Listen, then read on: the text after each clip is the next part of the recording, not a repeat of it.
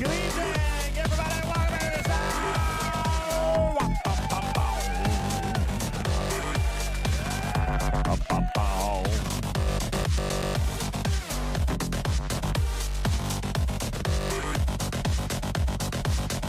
Appreciate you guys all being here. Good evening. Welcome into the show. My name is UltimatDJz. Thank you for being here. Welcome into your Friday night. Yes, indeed.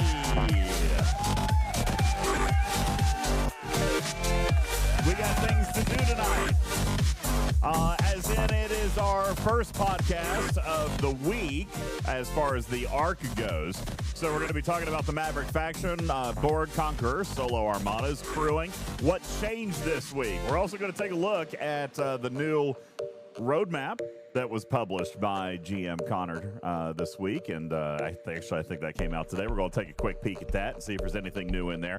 Plus, we're going to take a look at crewing. That is something else that we're going to take a look at tonight. Crewing for various ops as they attempt to tackle these new CB, the new Armadas. Okay, we're going to do that. And let's see, what else do we have? Oh, yeah. Mad Scientist Jules Verne is here. Mad Scientist Jules Verne is here with all of the numbers and all the good stuff that you need. Plus, we're going to take a look at weekend events. So we got a lot to do. And I'd like to welcome you guys all in to a Talking Trek server sound off. You guys go ahead and punch it up in chat. And let's see who's hanging out with us. New Whistle kicking us off on server 29. Thank you. Maple Butter on server 63. Thank you. Lag. If I don't open it, then later I can claim ignorance, right? 78. Thank you. Striker on 49. Enterprise on 30. Commander Taylor on 187. Lost in on 45. What's going on? Hi, Luffy. Hello, Luffy. Yeah, it's always loud in the very beginning. I don't know why I do that. That's an old radio thing. It's I'm not exactly sure how to explain that, Tarpy. It's like the old thing where, like, you know, the music is supposed to drive the voice. I know, Luffy. That's an old 80s radio thing. It's hard to break the habit there. Blade KOS on 26, Jondrel 32, J-Babes 13, Destro 32, Tony Pie on 86, Lloydson on 11, C Engineering on 36, Burn on 701, and the list goes on. Good evening, everybody. Welcome into the show. How are y'all? Thank you guys very much for being here. Appreciate it. Yeah, normal old sports talk radio and all the things. It's a weird thing. Appreciate you guys all being here. Good evening. Welcome so in. Positive. I'm full of positive energy. Probably should have turned those alerts off. Kind of forgot about that, Tarpy. It is a podcast night after all. Appreciate you being here on the stage with us. Tarpy, Jules Verne, everywhere it matters. Good evening, ladies and gents. How are you? Hello. You sound quiet and a little bit messed up. Tired for your Friday night. Is that safe? I took a nap. Yeah. Well, it might be my headphones. I'm on a different set of headphones, so I will go find my normal ones. I took a nap earlier, and Jules Verne calls at like 7. What was it? 7:45. Says, "You awake? You ready to go?" And I'm like, 5 more minutes, Mom. 5 more minutes, Mom. Did you actually call him Mom? I think I might have. I think I might have. I might have been halfway asleep. No, I was mostly asleep. Okay. Yeah. Time change this weekend. We're losing an hour of sleep this weekend. So I just, I'm trying to prep. I was taking a nap earlier. So then I finally wake up at like 8:45. I had to send Tarpy a message. It's like, I'm awake. I promise I'm awake. 8:45? Was it? Oh, right. Yeah. 8:45. No, you're right. Yeah. 8:45. Hey, Jay. I'm not doing time zone. Yeah, no, 8:45 time zones, all that stuff. Lost in. Good evening. What's going on? Welcome in, everybody. Appreciate you guys all being here. A couple of quick announcements that I'd like to make. Just reminding people. Yeah, you lose an hour of grinding, says dude. I think I fool about this. Listen, you know you got problems inside Star Trek Fleet Command when you don't lose an hour of sleep, but you lose an hour of grinding, duder. Bro, you got to get... DJ, was there a comma there? You? No, he says I'm losing an hour of grinding. Oh, but no. Yeah. Was there a comma when you said you're losing an hour of... Never mind. I need to be less non-PG-13 on this podcast. What? Ignore me. I didn't I'll tell you later. My brain is still halfway asleep. I ain't gonna lie. The best. Give me hugs and kisses. Oh, thank you very much for the hugs and kisses. Yeah, I might have missed out on that. Not entirely sure what you were You're going fine. for there. Yeah, I'll tell you later. Okay, It's fine. great. Big one right there. That's impressively large. All right, so the chat is saying that was bad. Retrieving says, "We got you, Tarpy," and Dirty Bird Bill just says, "Wow." I must have missed it. I must have missed it. Appreciate you guys all being here. How was your week one of the Maverick faction? That's messed up. It is indeed messed up. Thank you, Crushin', for your 44 months on the resub. Thank you, everywhere it matters. Dropping a gifted sub into the chat. Appreciate that very much. Jules Verne for the 42 months. Let's go. Thank you for the resub. Joppo Lurkin. What's going on? I'm sure I'm probably not saying your name right. We're just going to go with Joppo. Thank you very much for the lurk. Appreciate that. Give Tarpy a pack for the new arc. Does Tarpy want a pack for the new arc? We're going to have to talk about what might be of value in this arc to that end. What? Yeah? Why am I getting a pack? I don't know. Thumbelina says, Tarpy, I caught you. I caught that. So we're going to have to... I'm going to have to go back and play it back. Now I'm gonna have to play it back. No, so I can hear it. No, seriously, not right now though. If you want the podcast to be more PG-13, don't replay it. Oh, great. Fantastic. Spock, thank you for the 26-month resub. Appreciate that. And you guys getting ready to start up a hype train in the chat. So we should probably, if we're going to do that, we'll get that out of the way and then get into the meat and potatoes of our show. As a matter of fact, that was one of the things that I was going to talk about here very briefly tonight. Tarpy, we are less than $800 away from a 24-hour stream. Jaffo, thanks for the follow. Appreciate you. Thank you, legend. Less than $800 away from a 24-hour stream live from Tampa, Florida, with the IRL backpack. So we're very, very close to that. Look, Lost In getting crazy already with a 35 bomb. You crazy, man.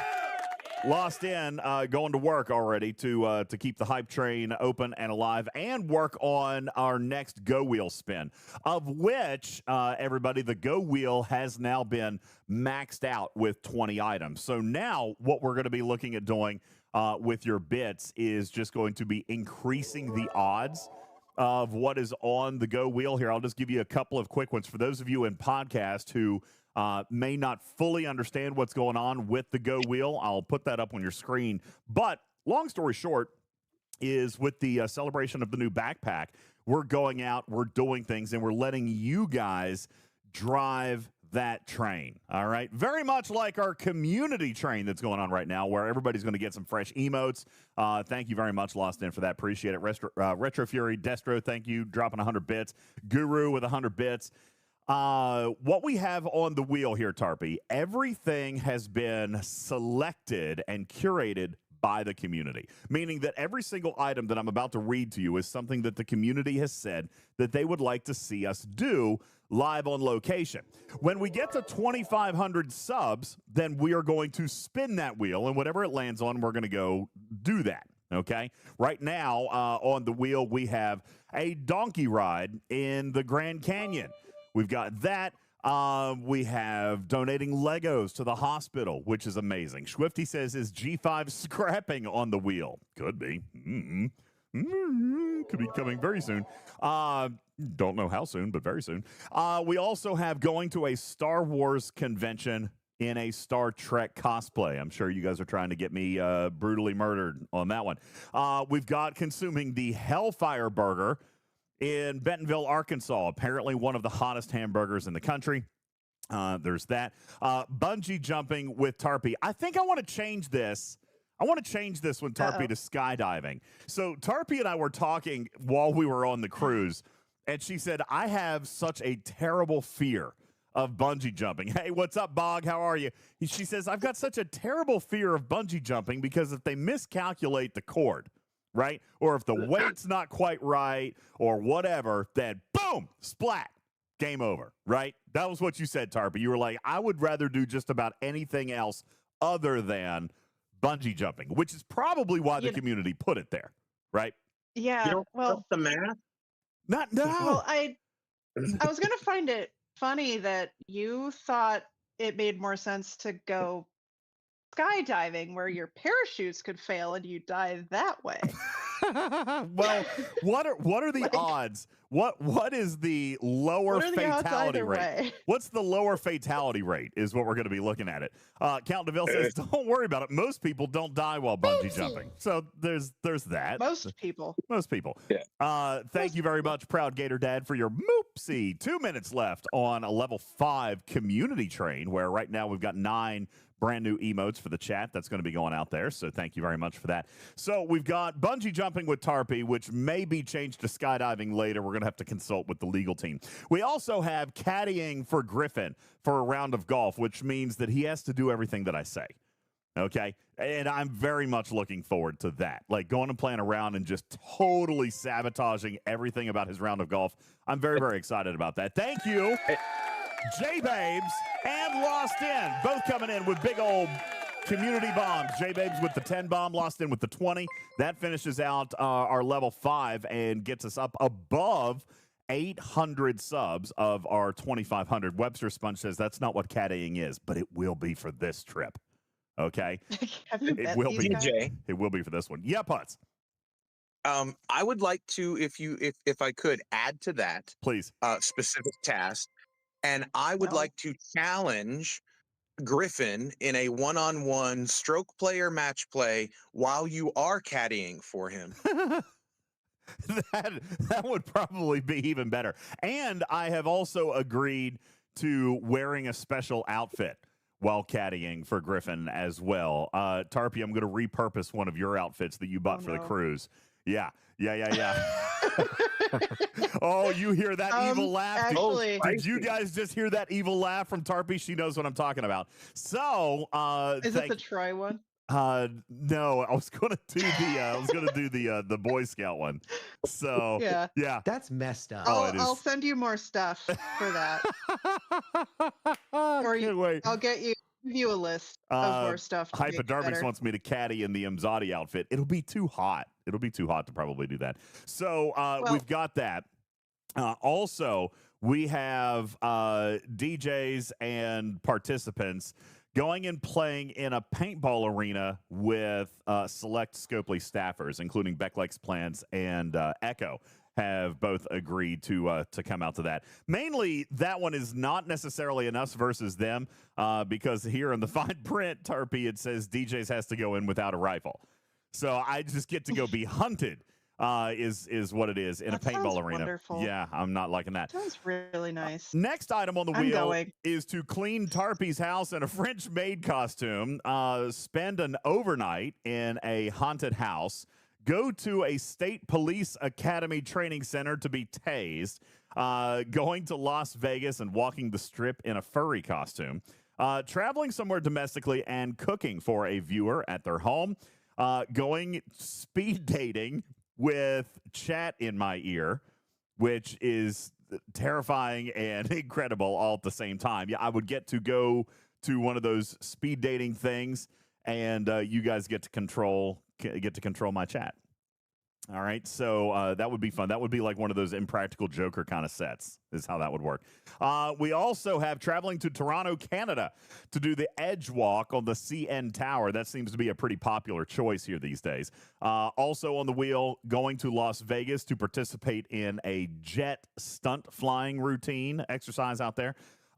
Drinking around the world at Epcot in Disney, touring the world of Coca-Cola in Atlanta, going to the Trap Museum in Atlanta, going to Lake Tahoe for a community meetup, and then a Hot Ones challenge with the entire Talking Trek cast. Those are the 20 items that are on the wheel. And at this point, the wheel is full. So now, once you guys get to certain numbers of bits, you guys have the opportunity to increase the odds, which right now, Tarpy, drinking around the world at Epcot, the Edge Walk in Toronto, and cleaning Tarpy's house in a French maid costume have the greatest odds of success on the wheel right now. As a matter of fact, drinking around the world at Epcot has a currently 16.7% chance of winning. Going to Tarpy's house in a French maid costume has a 10% chance of winning. And the Edge Walk in Toronto has, let me see if I can find this one. The Edge Walk in Toronto has a 13% chance of winning. Those are the odds right now. So you guys get to influence that. There's 20 seconds left on a level 6 hype train. You guys get to influence that every 5,000 bits on the wheel. You guys get to increase the odds by community vote. And we are now at 803 subs, a little over 30% through towards our goal for March and February kind of combined. To get to 2,500 subs, when we get to 2,500 subs, then we will spin that wheel and go wherever the wheel directs us to go. Thank you guys very much for your support in the opening minutes of our show today. That would be a level 6 hype train, 12 emotes for chat, and they are being delivered now. Thank you. Hey, Puddin'. Hey, Puddin'. Right now, Bender says, or Jondrel says, when are you going to Idaho? Idaho, this was a very busy week at work, so I haven't. Did you hear back? I have not set that up yet. No, I didn't send the message yet. I'm going to send the message. I just didn't send the message, but I'm going to get that all taken care of. I just haven't had a chance to do it yet. But I'm going to do it. You wouldn't be trying to put that off, would you? No. Why would I want to put that off? That is the most exciting thing that I could ever want to possibly do. So I'm very, very much looking forward to inseminating a cow artificially. Wow. Hi, Jules. Jules Verne is here. Hi. Distract us, please. I'm glad my audio started working right then. Yeah, I'm so glad that you were able to pop in just for that. No. just right there. At that particular moment. So, so that's what we've got going on with the wheel. Thank you guys very much for that. We are... That's messed up. Yes, it is indeed messed up. Also, brand new merchandise from Candy White is available on our brand new website, UltimatDJzplays.com and TalkingTrekSTFC.com. Have a brand new UltimatDJz .com website that they're going to land on. Our podcast is right there, just like it always has been. We've now embedded some videos. You can see when we're streaming on Twitch. It's live right here, so you can actually see the chat on there. We've got a blog section and our brand new merch, which is going to take you straight to the same merch store that you guys know and love. We've got brand new merch from Billy from Accounting that is available. Of course, everything is indeed PAC approved. We've also got brand new t-shirts, stickers, and we talked about this before the cruise. Ladies and gentlemen, introducing brand new this week, the new Hammy t-shirt, PAC Forced Hammy Not to Blink. That is available. It is available in the store. You can get there by typing !merch in the Twitch chat or !merch over in Discord. We've got some extra buttons, backpacks, and all kinds of other stuff, so you guys be sure and go check that stuff out. Will the Billy dartboard be next? That's brilliant. Love that idea. We might tinker with something like that. So, again, really grateful to all of you for all of your support. Thank you so very, very much. Appreciate it. You're right. Billy from Accounting doesn't approve of these prices, Blade KOS. I was going to increase them to $99.99, but I decided that I would offer better pricing than what Billy from Accounting currently offers with his series of products. So, Manxman says, DM me about the tasing option, DJ. You know, Manxman, I don't know that I want to do that. All right, we're just going to have to see. I think that sounds great. We're just going to have to see. If that wins, I will find our Veil buddy, Manxman, and set that up for you. Awesome. I can't wait. That's fantastic. Thanks, Manx, for volunteering to help us with that. I will just wait and see what the wheel lands on. How's that? All right, we'll wait and see what the wheel lands on. That is, I think, it for our promotion. Don't forget over on YouTube. Oh, I should also remind you, and I know that the hype train is over, but all of you guys who have been gifting subs, you guys are incredible. I haven't forgotten about this. We just haven't talked much about it, but we've only got 24 days left in our Name the Backpack sweepstakes. You earn tickets by gifting subs. All right. And so if you donate a gifted sub, you get 2 tickets into that contest. If you're sub to the channel, you get tickets to that contest. We're going to be doing that drawing sometime in April. The contest cuts off March 31st. So every gifted sub you get, you give to the channel gives you an opportunity to win this contest. Not only, Tarpy, are we giving away the naming rights to the backpack, but we're also actually giving away $1,000. Okay? Whoa. Yeah. Woo!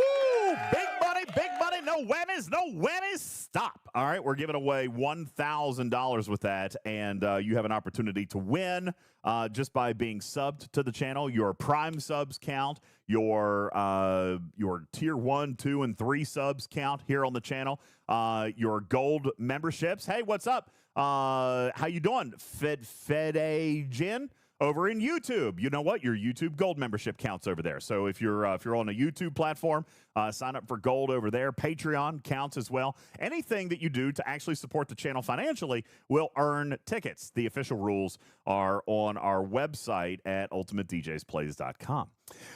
Zero G says 1,000 doll hairs.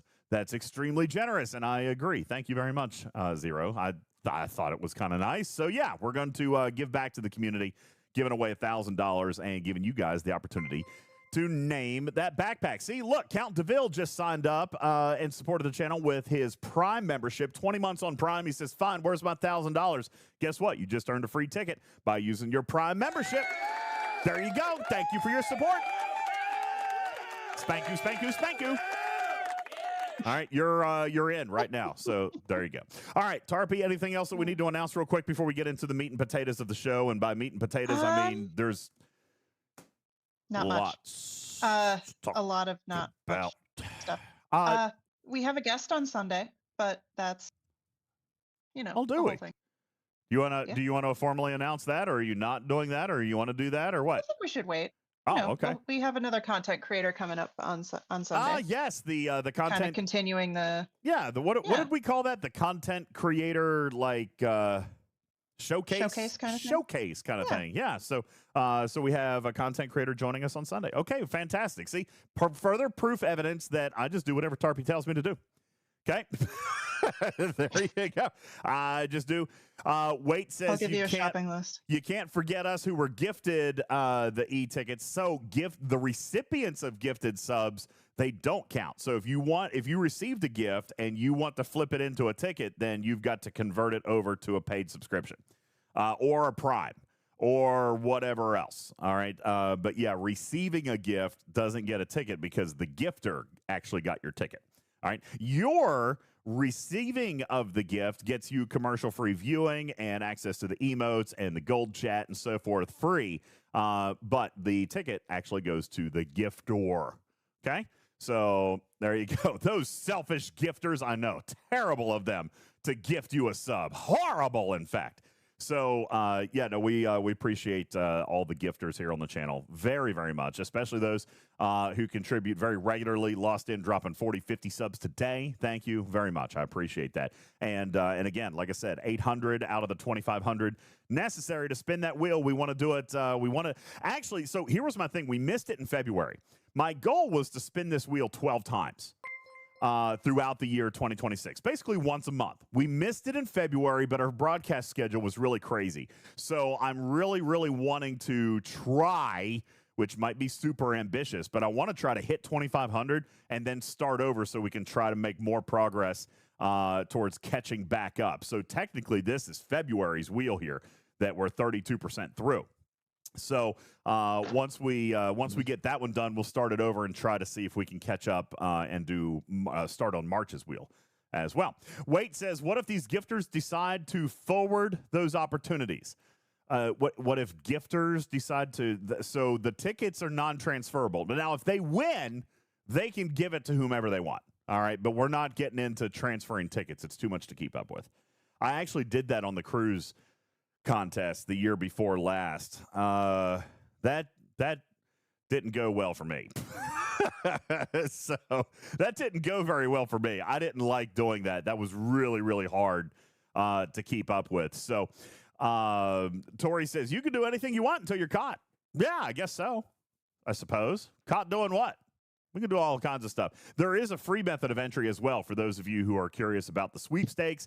Again, the official rules on our website, so there are free methods of entry as well. All you got to do is just send the little postcard thingy. All right, so no purchase necessary is the legal disclaimer for contests like this. All right, you can send postcards and do it that way too. All right, so Tarpy, yes, got a special guest coming in on Sunday to talk about the Maverick faction. And tonight, we've actually got a special guest on the stage to talk to us a little bit about the Maverick faction and the Conqueror Borg solo armadas as well. Ladies and gentlemen, you heard his voice just a few moments ago. Mad scientist Jules Verne is here. Good evening, buddy. How are you? Hello, hello. I'm here. Yeah, Fantastic. I've just got to find where the mic is. Hello. How are you doing? Hello. I am wonderful. All right. So this week, Tuesday, we brought in a brand new arc. We have new targets, new Borg solo armada targets, which are not coded the same as original Borg solo armadas because the other or the original, or any one of the 5 different Borg codes in the game. So we've got these brand new targets, and they started out very interesting. I think that the targets were built well when they first started. It didn't take Scopely long, and I'm curious whose fault that was, not mine, that they quickly came in and changed these things. Jules, what actually happened this week? Well, I mean, should we start before the week? Should we start at the playtest, or are we not revealing any of those information? We can. I mean, listen, it's all pretty much public now. What would you like to share? Let's get into it. Well, let's just start with the playtest. I think when we tested it, there was a certain balance of not only the targets themselves, but also the loot tables and how to engage with the faction and the tasks. All of that, like all of that math was, we saw a version of that during the playtest. But here's the true story. All of that is subject to change. And whenever we preview information, all CCs who have NDAs, whenever we preview information before ARC launch, even if it's a day before ARC launch, there's always an asterisk on every single slide that we see that says subject to change. Mm-hmm. This just so happened to be a very subject to change, and they actually made a lot of changes before the ARC launched. So now, whether those were good changes or not good changes, it doesn't matter. They have absolute right to make those changes based on what they see as the economy that they needed to adjust in order to make the math work for what their goals were. I'm highlighting the directive bundle on my screen right now for those of you. And, yes. and for the record, Jules, I have sent that up. I have pinged every single day for a follow-up on that and have not received any communication regarding the directive bundle. None.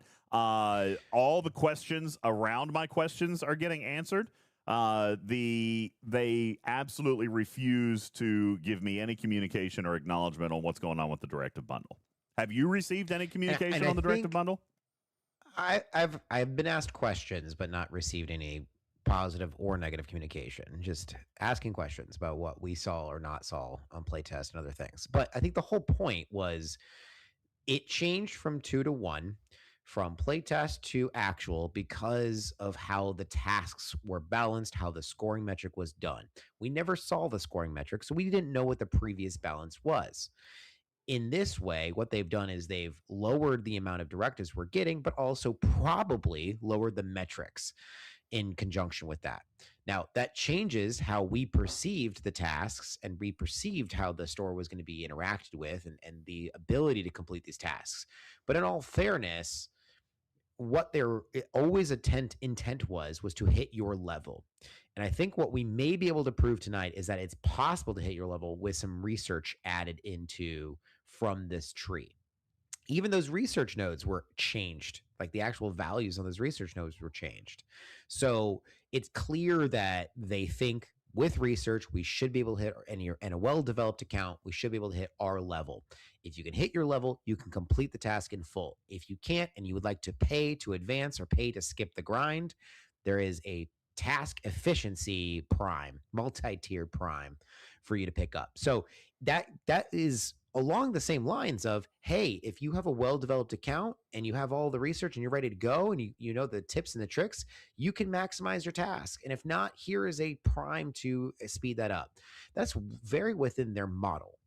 So when it changed from 2 to 1, that changed what we thought the calculus was, but I don't know what the original calculus was and that they rebalanced it to, if that makes sense. With regards to the Maverick track, I feel like I could agree with you there. But I don't feel like Live Ops got the memo. You know what I'm saying? Like, I feel like the actual daily events that have been going on are absolutely tuned to having 2 starts a day. If that was indeed changed, from game design, nobody else got the memo. It wasn't just us. You know what I'm saying? Like, it was communications as well. It was community with their patch notes and blog information. It was also Live Ops, who clearly and obviously tuned the events towards having 2 starts a day. I remain very critical of this, and I remain as critical as I was on day 1 that we've not received any communication back. It's not this is the kind of thing, Jules, if I'm going to be grumpy about anything here, this is the thing that absolutely infuriates me about the Fleet Command team is just answer the stinking question. Okay? This silence, this ignoring, even the moderators and the content creators, the NDA, this method of communication, which is complete lack thereof, is absolutely infuriating. And it was a real simple question. Hey, we saw this. This has changed. Can we confirm that it's changed? Can we confirm why it was changed? All right. And then moreover, can we just be a little bit more careful about it, right? All the information that you gave us to promote and talk about this feature is essentially null and void as a result of having the progression that we expected to see. I find that as frustrating as I did on day 1. Okay? Absolutely frustrating. But that is, so far, Jules, one of my biggest criticisms of the arc, because the targets are beautiful. The Maverick track seems to be working. Scoring is going well. The goals are definitely challenging. Not a lot of alliances are going to hit this thing. It's definitely not rolling along here as just a blind gimme. There are indeed lots of strategies and lots of engagement that's going to be required with these targets, all of which I'm okay with. You know, just clean up the communication piece. And for me, that a lot of that gets better with this. Jules, your early reaction to how things have rolled out, mechanically, it seems to be a pretty smooth rollout. Yeah, I do, and I think mechanically it was a relatively smooth loadout. There was only a couple of small bugs that got fixed pretty quickly. I think what's interesting though is the adjustments to the actual Armada stats, and I'm not entirely sure why that was necessary. I posted that spreadsheet from Burton and Shelby in the circle if you wanted to bring that up on stream. Absolutely. This happened. So this was what, 24 1, hours? right? Yeah. Here we go. Up on screen. We've got the original target numbers from what were in game, and then within 24 hours, and I've got this chart in the graphics room for you. Within 24 hours, a complete massive overhaul of literally every target. I mean, the targets survived 1 day in the game before they came back and decided to change every single piece of math related to these targets. And again, if I'm being a little bit critical, why are we doing the work twice? You know, why do we do the work twice? This is Fleet Command's biggest issue, is the fact that we do everything twice. Imagine if everything came out right the first time, that we could literally double the amount of content that comes into the game. I mean, think about this just for a second. We could literally, if we did things one time instead of 2, 3, and 4, we could literally double the amount of work that gets done. You know, it's absolutely mind-numbing to me, the lack of efficiency that is displayed by this team month in and month out. Meanwhile, every target gets fair. I'll be devil's advocate here. Like when we actually ran these during the playtest, we found some problem areas.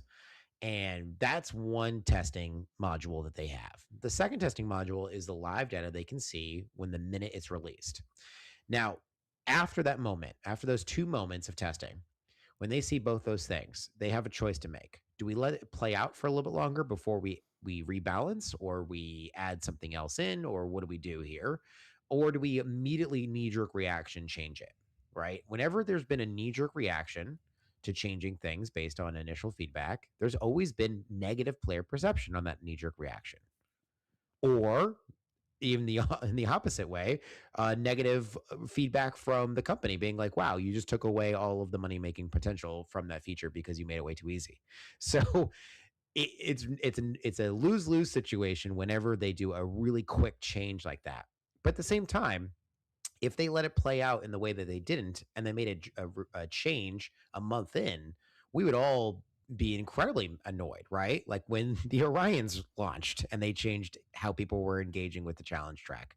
So I don't know. Is there a win situation here other than just leave it as is after launch? Well, so explain to me, Jules, what the problem was with these targets. What we see here on the screen is, pretty decently stout DPRs compared to other targets in the game. Tons of shield, tons of hull on the original version of these targets. Then version 2 came out, and what we saw was, in most cases, a dip in DPR, a dip in shield, and massive increases in hull, with the exception of the level 55s that were that were coded a second time and bugged upon the second time that they coded, because they increased their hull by 7,000%.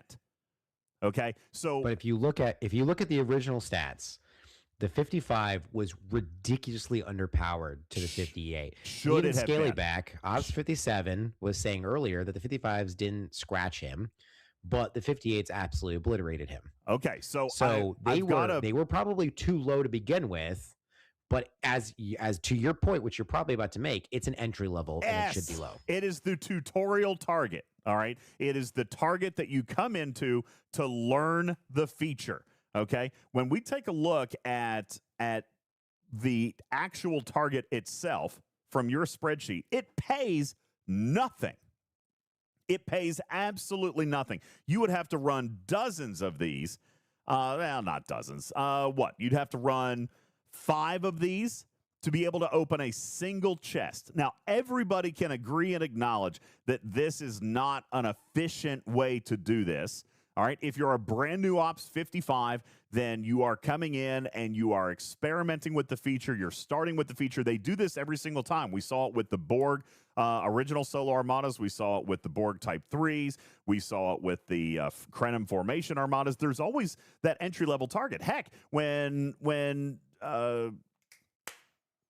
not incursions, territory capture came out, there was an entire test system where people could go and run tests that didn't even have buffs, that had nothing to do with the actual feature itself. It was a tutorial system. So coming in and having the very first one, easy engagement, I think is not a bad thing. All right. You would still have to run just shy of a half a dozen of these to be able to go and open a chest. Now, as Nakar points out, if you're strong enough, you could run loot and get 250 on your first one. That's great. If you're an Ops 55 who's strong enough to do that, then maybe you could have done loot, or maybe you could have punched up. Jules, is this a problem because the community is continuing to adopt loot over power strategies? I mean, that's an interesting theory. I don't think that that's necessarily the truth. I think they can rebalance how loot is divvied. I mean, we just looked at Echoes of V'ger, which also mirrors the Fatu Cray from the Saris invasion, where almost all of the loot comes in the chest, right? So they could have balanced it that way. And in fact, really with this faction, most of the credits actually come from the tasks, not from this credit bundle. So while we are going to talk about strategies of how to maximize your loot, in reality, you really want to be hitting your ops level so that you can maximize your task completion once you get to 20, when you get to bar level 20. So there is a balance to be had, and I think that they are striking it well in this category, because there is going to be some pinch points that are really difficult to punch up, and you're going to want to hit down and get loot. And there's going to be points in the game and in your progress through this faction where you're really going to want to be hitting your level targets so that you can maximize those tasks.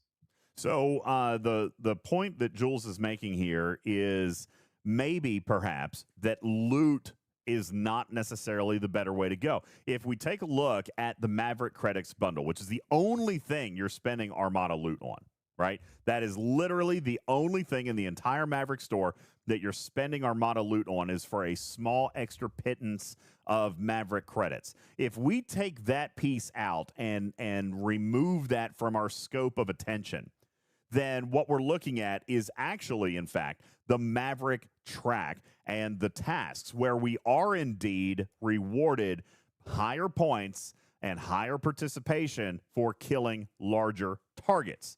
Okay, so if we're looking at, for example, let's pretend that your alliance might miss the final milestone. Okay, I don't know where you guys are. My alliance looks like we're 5 milestones in out of the 7. So let's take a look at this last milestone. The last milestone pays 1,600 Maverick credits and an extra 2,900 reputation.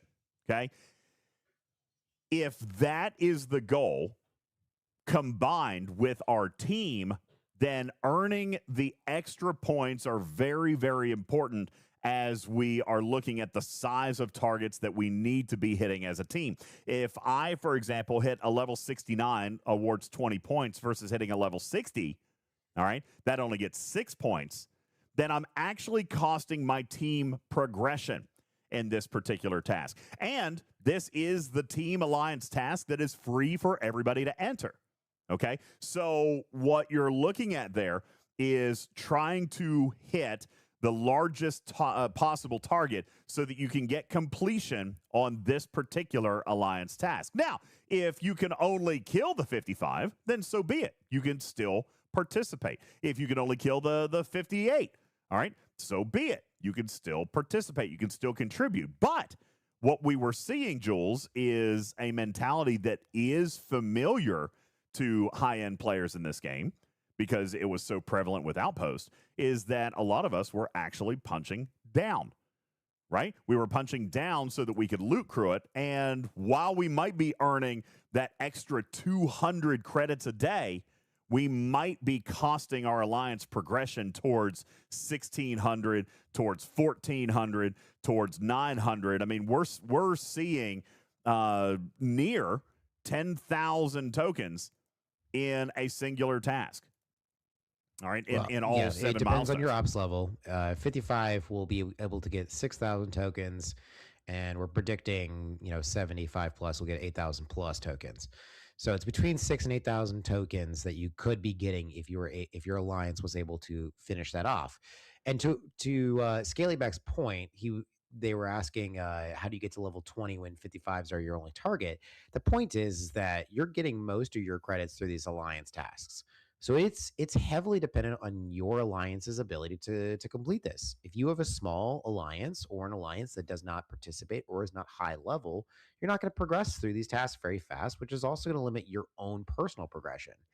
I think we can discuss that in context of the roadmap that we saw, which is putting even more pressure on alliances to be bigger and do better. But if you have a strong alliance and you're able to complete these tasks, particularly the Conqueror Borg Armada Hunt task, then you will have more credits, more rep, and you'll be able to progress faster and get to that level 20 warp drive building within the month. By the end of March, any player who has free to play, who has participated, collected the free battle pass, should be able to get there just before the end of the month. So before April. So a couple of questions that are coming out of chat, and this does deserve a little bit of conversation, Jules. For example, Silver Tab says they should not have tied so much of this to alliance participation. I think that's highly debatable, Silver Tab. I think that's exactly what they wanted here. Not only that, but if you take a look at the brand new blog post that just launched today, you can see a lot of regurgitation, Jules, of some of the stuff that we've talked about in the past, but we do see Conor kind of doubling down on alliance and team progression style activities here. They talk about it in a couple of different areas of this blog post, how they want to get back to, team-based stuff, which at the core of this game is your alliance, right? We've talked about this a lot in the past about how smaller alliances, whether by choice or whatever reason, can natively be a disadvantage in this game. It seems as though a lot of the content that they're developing now does seem to be team-based. And I don't know that I'm wildly opposed to that, Silvertab. Jules, do you think that the team reliance on this, like it would be in alliance tournaments, like it would be in the original wave defense, I mean, is that a problem for players in this game? Yeah, in my view, yes, because there's plenty of alliances that choose to be in a small but active team versus a large and conflicting team. Better unity, better mobility, better flexibility, better planning.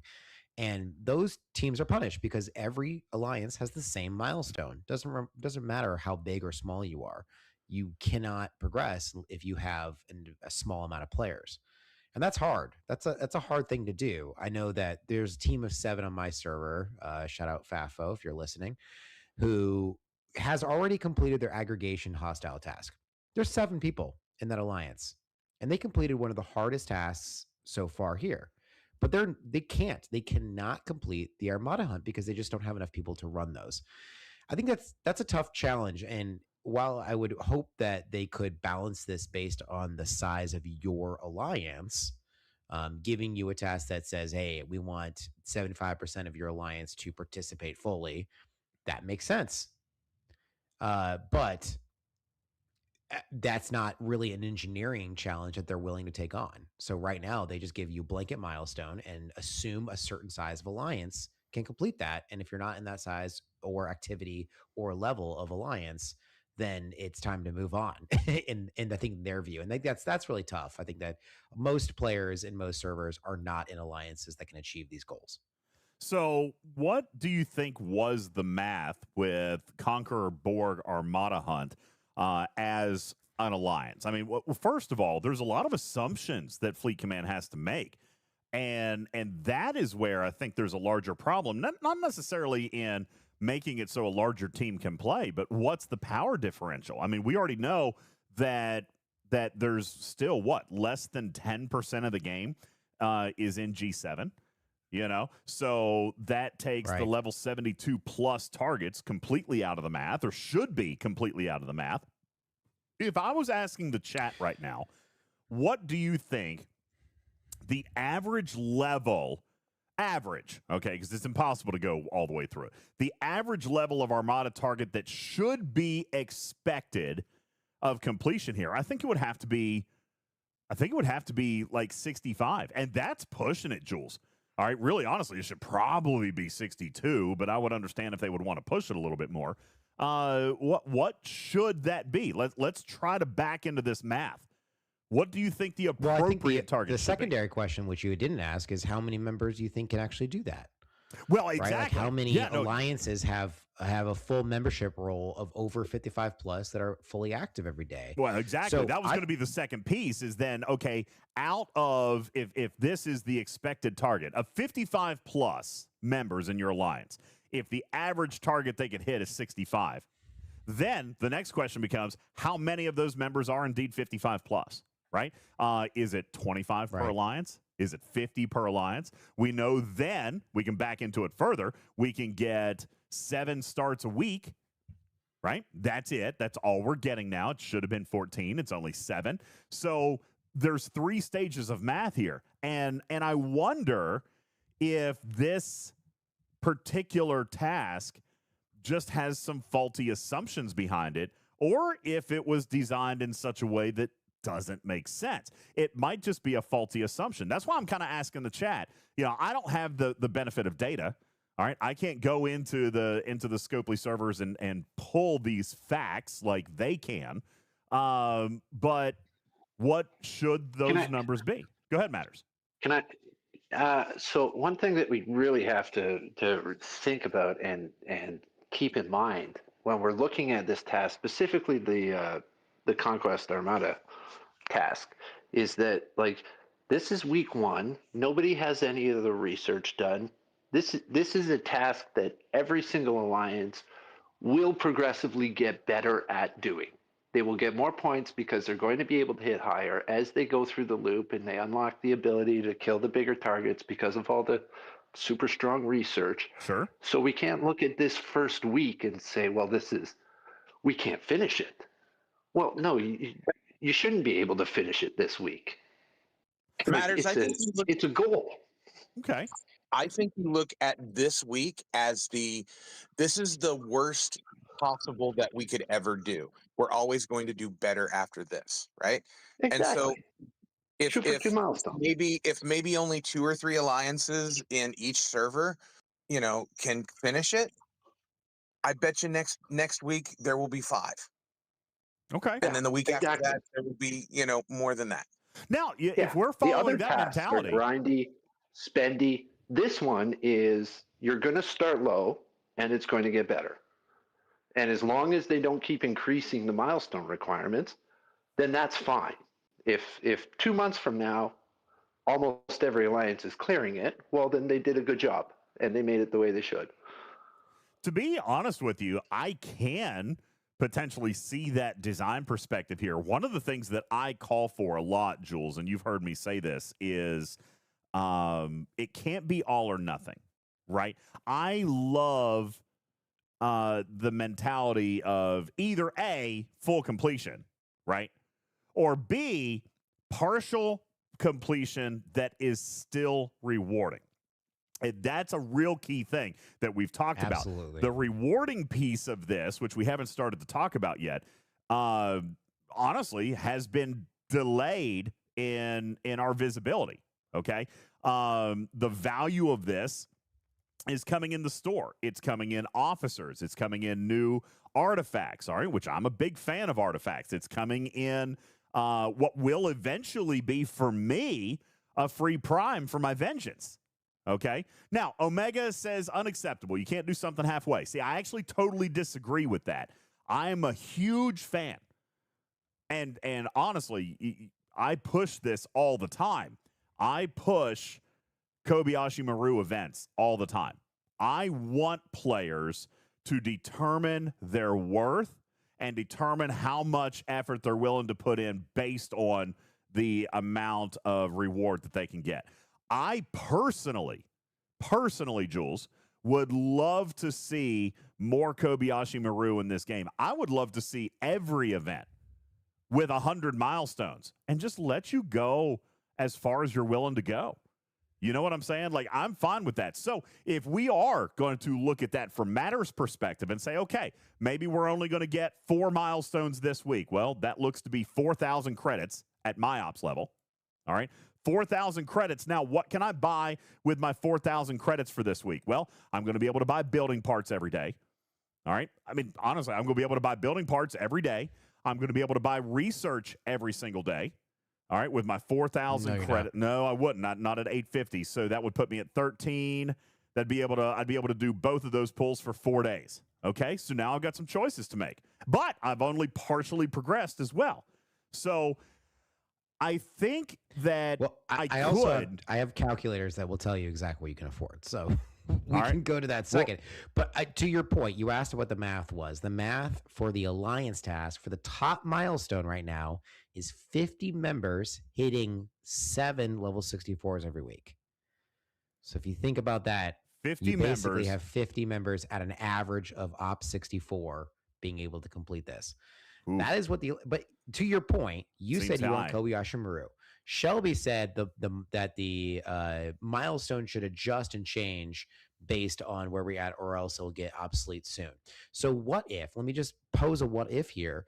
You see all this extra space after the 7th milestone. What if they added 3 more to make these tasks more rewarding, but also harder to achieve as it gets harder, right? Like, what if the top milestone, what we see today, is only half the way through what they're going to release throughout the end of this content? You know what I mean? Like, if they have a 2-year plan for all content releases, what if a year from now they're going to expand this to have another 7 tasks? What would that be okay? Well, I mean, from that perspective, from Matter's perspective, of the Kobayashi Maru perspective, then sure, I like that. Give tasks that are literally impossible to complete, right, which is what Kobayashi Maru is, and allow players just to get out of it what they're willing to put into it. Kaviji says that's insane. I don't know. I've always liked that because it allows players who have more time to engage more with the game. I think it would do more for the game to allow players to play as much as they're able and or willing to play. I've said the same thing with material spend events as well. Like, hey, just keep them going. Let me keep getting the rewards as long as I see the value. All right, go ahead, Putz. And on the flip side, some of the most elite alliances may have been done with that task yesterday or the day before. And now they've kind of all stopped and went, well, we don't need to kill any more of these. Let's just stock up. And if they would potentially let you score into more higher brackets, maybe people would spend more too. Okay. So that could be. That's definitely two perspectives on what we're looking at with the Maverick tasks. Is perhaps it wasn't designed for us to complete. And honestly, in hindsight, Jules, I think I have to probably acknowledge that fact. We've talked about that with refineries almost always. For example, double pull refineries, certainly not sustainable in a lot of places when they first come out. It takes time, and then a lot of times we're actually able to do that. Now, Lobster says in the chat, bring back the walk model.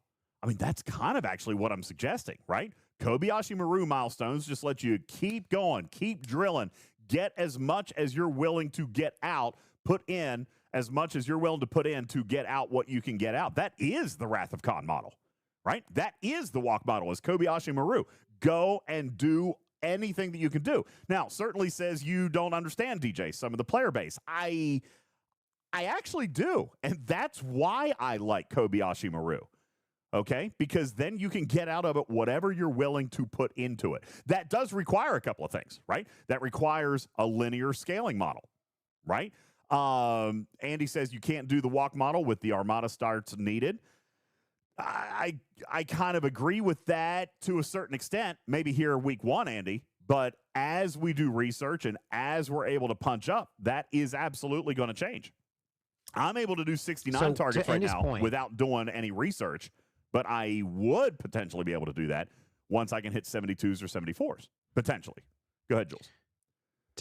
To Andy's point, there is tasks on here that are grinding, right? There is the every week you'll have the Borg Solar Armada task. You'll also have a task for spending materials every single week. And then the third set of tasks will be rotating. Some of that's going to be grindable, infinitely grindable. Do you want to grind 5,000 hostiles in a week, right? Especially if you're in a small alliance and you're like, I want to get rewards out of this. Doesn't matter how much I grind. Well, here you go. Are we referring to the aggregation? Is that what we're referring to as the aggregation one? Well, that's what you see today, yes. However, that's going to rotate between aggregation, VJR, which would be pretty tough, FKR, which, depends on your ops level. But then we've got two here that are auto-grinding, Transigen and Augment Exiles. Those, you just have to send ships out and let them be shot at, right? And if we're thinking, hey, I need to kill thousands of these in order to finish these tasks, whether they're the Alliance version of in a small alliance, or I have to finish these solo, reminder for people, like, you can kill at least 1,000 a day auto-grinding, depending on your servers and how much they attack your ship sitting there. But those two things should be pretty automatic for players. So when we look at like the differences in tasks here, yes, you are hard capped at how many solar armadas you can run based on the directives income you have. Yes, you're probably hard capped a little bit on the materials you can spend, because you may run out of spaces to actually spend those materials without, what your efficiency wants to be. But the hostiles, there's really no cap there. You can continue to hit those hostiles all day long, and it will still score for the event. I'm curious. Some people were, even Jules, you had mentioned the auto-grinding task. Do we not look at aggregation as an auto-grind task? Is that not an auto-grind task? Well, it's not unless you have a Dauntless. And if you have a Dauntless, then you have to have a pretty high Dauntless for it to even score. Because remember, this is against 56 plus. So you also need your Recon Locust building up high enough to give you the hyperthermic resistance. What are those? What are those requirements? And Burton, I 100% reject a max Dauntless requirement on that. Mine's nowhere near that. I think I'm at like tier 6, but my Recon Locust building is at a level where I can do, I think, the 59s. So that's actually how I have done this task, is with my Dauntless against 59s. Now, granted, that's not a ton of points, but I'm getting 2 starts a day. But you need the building level to 51. So the building level has to be Recon Locust 51. Where would free-to-play be on the Recon Locust at this day? Because I don't it depends what your ops level you were when you started. Because remember, that was a 45-plus event. And there's probably people who are 55 now who weren't 45 when this launched. MJ says free to play 60. I'm at 61. I was going to say, I don't think I spent on this building. So if you were, Ops 45? If you were Ops 45 when the Recon Locust launched, then this should be a Grinders event? And also it depends on whether or not you want to use your Dauntless ability on this. Well, that's not necessarily. That's a choice thing, This is though. still an infinitely grindable event because you can still hit enough of these hostiles, regardless if it has decay or not. You could still. Now, it can be painful, and then you have to decide whether or not the rewards are worth the effort. But with the Dauntless, you also have to have the other question, which is, do I want to be using my Dauntless here or in the mirror universe? And I think a lot of people, particularly in G5 and G6, do not want to do that because they want to be using it in the mirror universe every single start they can get. Sure. Even G7 may have an issue saying, hey, I'd rather use it in Surges if they worked. Well, so yeah. We don't use them in Surges because they don't work. It's not 12, 15. I was going to say we don't use them in Surges now because they don't work. So it looks like that particular task, that particular task is going to award 3, 12, 15, 2,000. That particular task is awarding 2,500 credits. Is that on a weekly basis? Is that 2,500 credits? And that is actually where I totally agree, Jules, that it is a choice. That is absolutely a choice, right? Is there enough value in those 2,500 credits for somebody to give up a few speed ups in order to go grind some of the aggregation out? But then, of course, it's not an individual choice either, right? It's not an individual choice. It is the choice of a team, right? If the team wants to do it. It's the choice of your alliance. You're going to push if you're part of alliance leadership or you're part of a smaller alliance or whatever your choice is there, are you going to push your team to complete that? Like I said earlier, I have a team of 7 on my server who completed that first over the team of 95. So are you going to push your team to complete that and get every little ounce of credits and reputation you can get out of that task? Or are you going to focus your time elsewhere and say, I don't care about the rewards? That's up to you. And I think this kind of pushes it to both choice for grind. Obviously, they're pushing a lot. 3 times the amount of reputation and credits are in the Armada tasks. And they are pushing that because that's the content that's came out, right? Yeah. That's the thing that doesn't have synergy with your daily life. So that one, they're obviously going to push harder on. And I think that it is true. Once you get your first task, once you get the warp dive building to level 20 and you have 1 task start, that's the one you want to start on. You're going to want to start on the Armada task because even completing milestone 3, which will not require you hitting your ops level, which will not require you hitting 1 less than your ops level, which will require you hitting way less than your ops level and not even using all your directives, will pay more than fully completing any other task. So it is still behooves you to hit the Conqueror Borg Armada hunt task. Even if you cannot complete all 7 milestones, you will still earn more than grinding a bunch of aggregation or spending your materials. Yeah. I'm looking here also at what the chat had pointed out is, for example, that top solo task, the Conqueror Borg Armada solo task would not actually be completable here early, given the number of starts that we've got, Jules, unless you could actually hit your level. Yeah. You'd have to actually hit your no, level. they're designed to hit your ops level, yes. Which and research is going to be where you're prohibitive at here. in the up front. bracketing. Yeah, research is going to be Well, prohibitive. it depends. Not for G5. G5 does not need any research to complete this task. All if right, you're so 50, ops 55 to 57, 55 kills, level 55s will complete it for you. That is how many you get per week? You get 7.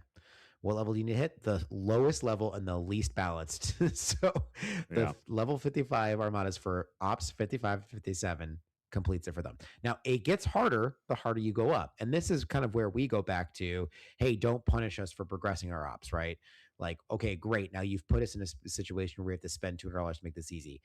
What I'm going to say is no one needs to spend any money day one. There will be a wait, and it's about 1 month. You will achieve the research in approximately 15 to 20 days, depending on your spend level.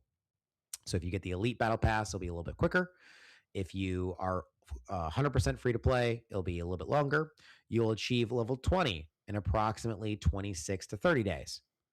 So in both of those times, now you're able to start your task, and you'll be able to achieve the Apex Shred research, which is going to help all G6 players and all G7 players. There is a trick for G7. You do not need the crit damage decrease reduction research. We'll talk about those crewing tips in a minute. But once you get one level of Apex Shred, it becomes a lot easier to be able to hit your ops level.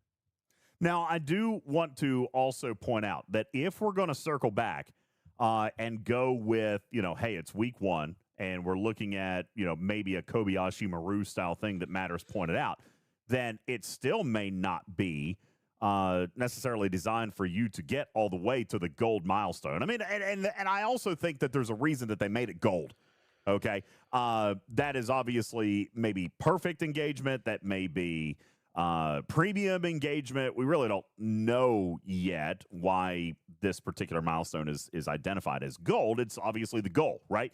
But these top 2 tasks pay a significantly higher amount of credits. Now, that's one thing that I want to point out logistically here, okay? When you're looking at the Maverick task list, the top 2, all right, that would be your Conqueror Borg Armada hunt and your Conqueror Borg solo hunt. These are paying a significant number of more credits and significant more reputation than the 4 tasks below it. You can go through and take a look at those. The 4 tasks below all pay the same amount of currency, which Jules looks to be approximately can I point a you third. to the spreadsheet now? Yeah, let's take a look at that. It may I've got just be that easier pulled up. to visually see these. Head over to the Maverick task section. Perfect, and we are here. Okay. So I see that you kind of scroll a little bit down so you can fully see the task reward calculator. Now, you also have editing permissions. So if you want to mess around here, you can. What I'll show is what ops range should we do? What ops range would you want to do, Chad? I think we should look at like ops 65. All right. From what I can tell. We can't do that one.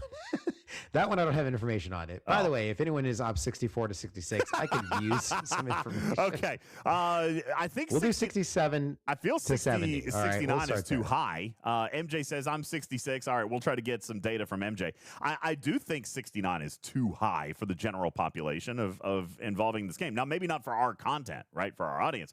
But I think even in that regard, then, Jules, I wouldn't want to go to 69. Let's go something lower. Let's go 64 or 63 because I'd like to 61 to 63. Yeah, I'd like to look at this math based on what a larger number of players can do. We can look at it all over the place, but let's start with Op 63. That's a good spot. Let's start at Op 63 and then we'll go up. Great. Okay. So at Op 63, 1 second, I'm just doing some quick math. Okay. So you need 1,350 per day in order to complete 1 chest of research and 1 chest of the building. I think that is what everyone should be doing month 1, is progressing those to at least to the shred research level 1 and your building to level 20, because that really opens up the rest of the faction store for you. So Carissa had asked in the chat, is this assuming that our alliance can reach there? Well, fine. I've given you in this calculator, some math here. So DJs, do you think your alliance is going to stop at milestone 6? Let's pretend that they would. Here in week 1, let's assume that we will not be able to finish, because I think that is the general consensus of chat, is that a lot of alliances won't finish. Great. So milestone 6 is where you're going to get to. You're not going to finish it. You're 2/3 the way through the entire goal, but that is still going to give you enough to afford on a regular basis, not including events, gifts, missions, or other sort of drops. That's going to give you enough credits on a weekly basis to enable you to afford the building and research parts. Even, let's just see milestone 5. Milestone 5 will be a little bit short. Yeah, you'll fall short So as long one as you day. can complete your alliance. Well, and really, truthfully, let's look at milestone 5. Hostile task. Let's look at milestone 5 because that's actually a really good point that I want to pull up here. Okay, the building parts. Oh crap! I didn't mean to click that. Okay, whatever. The building parts 500 a day. Okay. Research particles 850 a day. So that would put us at 1350 a day. If I pulled, so that's our target. If I pulled building parts 7 days a week. All right, that's 3,500 particles. But let's say I pull research only 6 days of the week. All right, that puts me at 5,100 plus the 3,500. That would put me at 8,600 for the week. Even if I only pulled milestone 5 right here. Yeah, even if I only pulled milestone 5 right here, I would still have the 8,800, which puts me in excess. So that would get me 7 building parts and 6 research parts pulls a week, even if we only hit milestone 5. Okay. Now, I do want to point out, I'm assuming that because these aren't checked, they're not calculating. So we're going to keep these out. For those of you on podcasts, we're looking at this calculator, and I'll actually put a quick little, I'll put a quick screenshot of what we're looking at, as well as the link in our graphics room so that you can kind of follow along with what it is that we're looking at here when we're talking about doing this math. There's a little checkbox there next to the solo task where if you've got it unchecked, then it's not doing any math. Now, this is also assuming, Jules, that your teams are finishing the grind event and the material spend event. Is that a reasonable assumption? Like, we haven't even talked about the material spend task. Is it reasonable to assume that even an average alliance is going to be able to completely do this? It scores uncommon. Everyone should. I did 1 building, and it completed my entire alliance's task. Okay.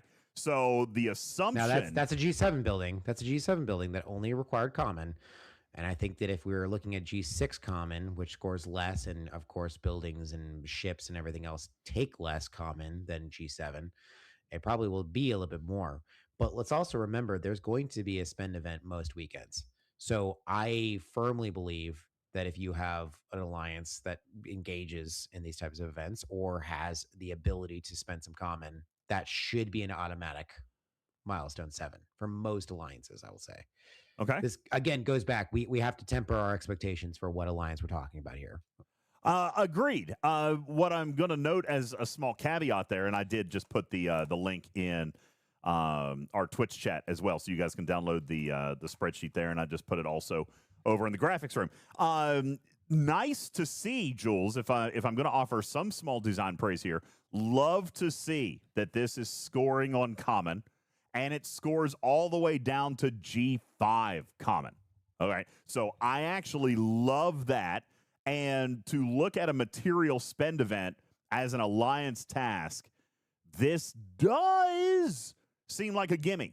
All right, so if you'll look at the chart and what we have kind of predicted here for your credit income, you will also see that we've got 2,300 credits factored there because milestone 7 should be pretty much a gimme. Also seeing in chat right now that was the first one that most of your alliances finished, right? That 1 or 2, like Jules did his entire alliance task with 1 building. So I think a lot of you guys are going to be there. Retrieving says, maybe the aggregation one, not so much. Okay, fair. So let's take the aggregation one. Retrieving, what would you say is a reasonable expectation of the grind milestone? Now, do keep in mind, that's going to rotate weekly. I think, Jules, based on the list of hostiles that we're getting, the V'ger one might be really tough. That one might be the worst out of all of them, but others are going to be auto grind without a dauntless, so should be very, very easy. What do we think, Retrieving, would be average. Milestone 5, he says average across all alliances. I'd say milestone 5 should be reasonable. All right, so let's take a look at milestone 5 for the rotating task. That's going to get me down to 8,000 joules. Now, that gets me slightly lower than the amount needed to pull 7 building parts and 6 research parts. But now I could do 7 building parts and 5 research bundles. All right? Because that would cost me 7,750. All right? Still giving me a little bit of a surplus there. So, again, we're talking very partial progression here. All right? We're talking milestone 5 on the Armadas, milestone 5 on the Hostile, which should be relatively doable. I mean, that's not finishing it. All right? That's engagement. Even with partial engagement, I'm still able to pull the vast majority of the core products that I need, building parts and research particles. 5 and 7 days of the week. While you were talking, Riskbreaker actually had a brilliant idea for me to add the credit exchange from the loot from the Armadas into this calculation to give you a better sense of what you can do. Thank you for that suggestion. I haven't already done it. Yeah, right here. Right here. Take a look. Maverick credit exchange. How many can I do, and what are you basing this on? Are you basing this on a weekly 1, 2, pull? or 3 chests? What, every single day? It's daily. It's Okay. daily, and then I took that number and multiplied it by 7 to give you the weekly subtotals. Do me a favor. So that is added in. Yes. Do me a favor. Drop it to 5. Because we can't assume perfection. Let's not assume perfection. What? Let's assume we get 7 starts, but we might die on one, right? So let's assume that we can pull that chest 5 days. All right. So only 1 chest for 5 days? Hey, you guys are telling me to make this easy. We're trying to do the easy math here. Okay. We're trying to do the easy math. I'll point out that the chest is 5 times less than a 2 chest. I get that, So but one chest should be sustainable, regardless of how much you're punching down. I don't disagree, but Chad is telling us right now, Jules, how hard this is and how the milestones don't feel rewarding. I want to make this as simple as possible because here's the thing. At the end of the day, this is a very slow ramp up. Okay, I agree. I mean, you could see that just by looking at the store, right? There's not a lot of value in this store early. The value in the store is going to come much later. All right, it's going to come with reputation. It's going to come with building parts. It's going to come with the artifacts, officer sourcing.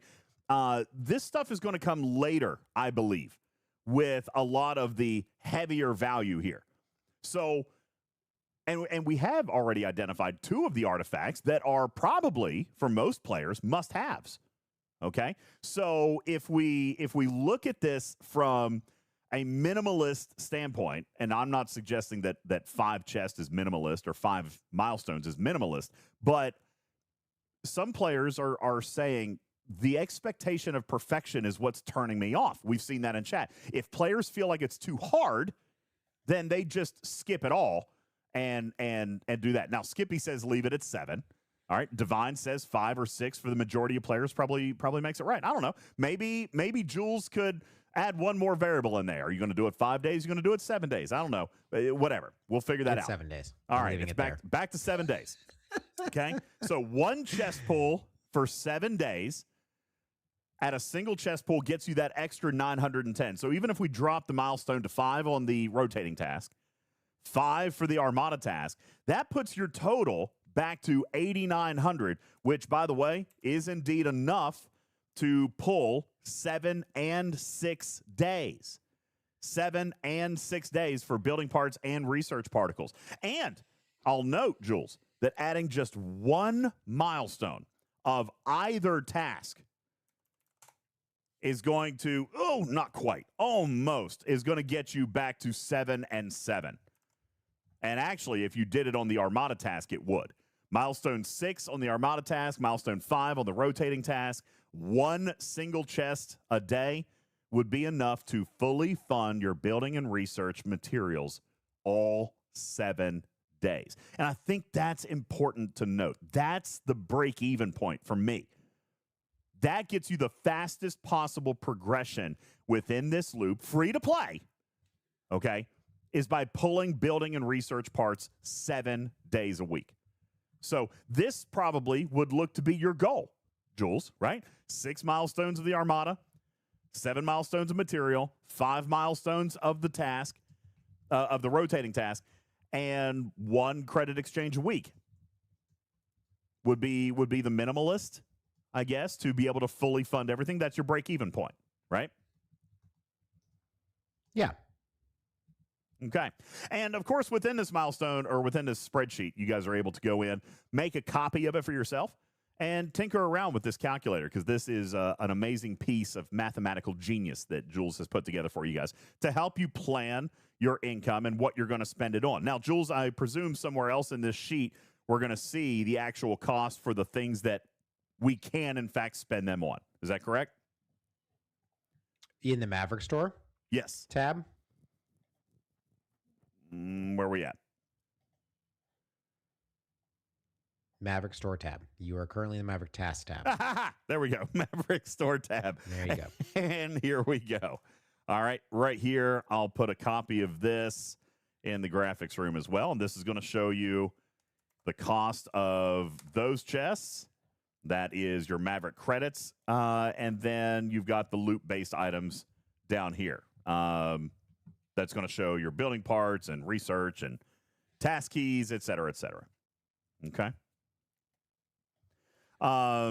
Retrieving says, great. So if we're perfect for 7 weeks, then we can start the real loop. I don't know. What's the time frame on that, Jules? Uh-oh. I don't think it's 7 weeks. I think it's more like 4 weeks. But I think the whole point is you're still getting some other things. You're getting progress towards other things.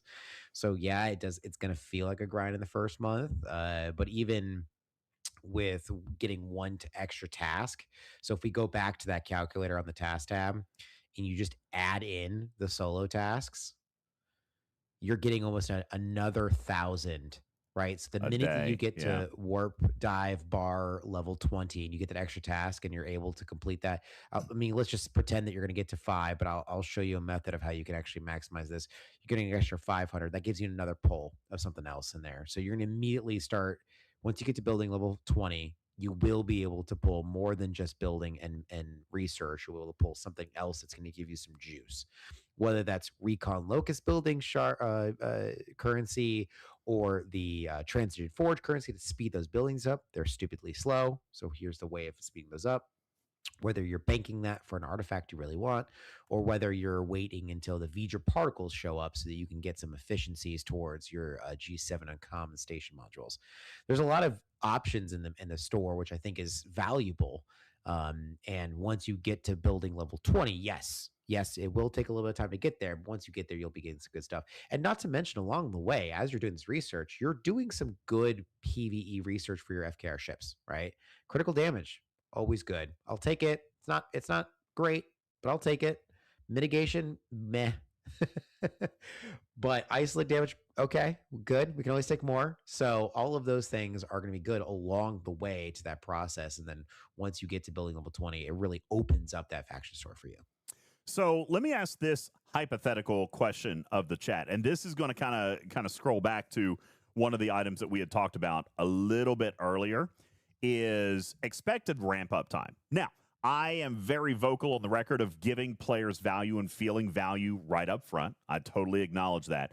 Do we think that 4 weeks is a quote unquote reasonable ramp up time for us to start getting meteor rewards? Like right now, Jules, if we spend the first 4 weeks fueling the loop, right? If we spend 4 weeks fueling the loop, building ourselves up to a spot where, you know, we start getting more, is that acceptable, or do we need payoff on day one? I love that you bring that up, and I'll just say outposts, question mark. Right? Because, like, think of the last few loops that have been released that really, really did not give us a ton of extra space to spend on elsewhere, right? The challenge track, like, it's really tough to spend outside the challenge track if you're trying to maximize your outposts So really, what is the challenge track getting you? So I think there's a lot of loops out there that, at least initially, fueling its own loop was like the vast majority of our work. And we didn't see really an extra return, an out of loop return on investment until a little bit into that. So let's look at Outpost for a second as an example, right? How old is that feature now? Somebody help me out. 3 months, 4 months now? Yeah. Yes. How many of us are still only fueling directives? Because I know now I'm only pulling 1 out of the 3 artifacts, but I've been pulling that. I've been pulling Nog, Esri, Hierarch, Cisco skill points, Sigma credits, which admittedly, because I already had Cisco unlocked, I know that Cisco is a very hot point of contention there. But how many of us are actually using the Outpost Refinery for something other than directives at this particular we should point? talk to G5 about that.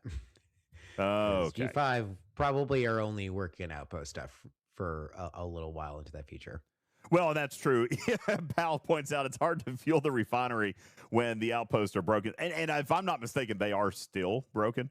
They're still skipping. I saw one player submit a ticket to me earlier today. They had killed 5 hostiles, and it said 61 of 72 remaining, meaning that it had basically skipped every other one. Like they hit 5 hostiles, but it had already counted down 11. These things are... And we haven't had an acknowledgement of a fix or update in over a week. No, yeah, because they don't talk. All right, which boils back to one of my original complaints is just, hey, talk, use words, explain things. No different than the directive bundle there for these Borg solo armadas. Not even an acknowledgement, nothing, right? Nothing. So, yeah, totally acknowledged on that, guys, as far as the outpost stuff. But, I mean, it's only been broken for 4 weeks. So before it was broken,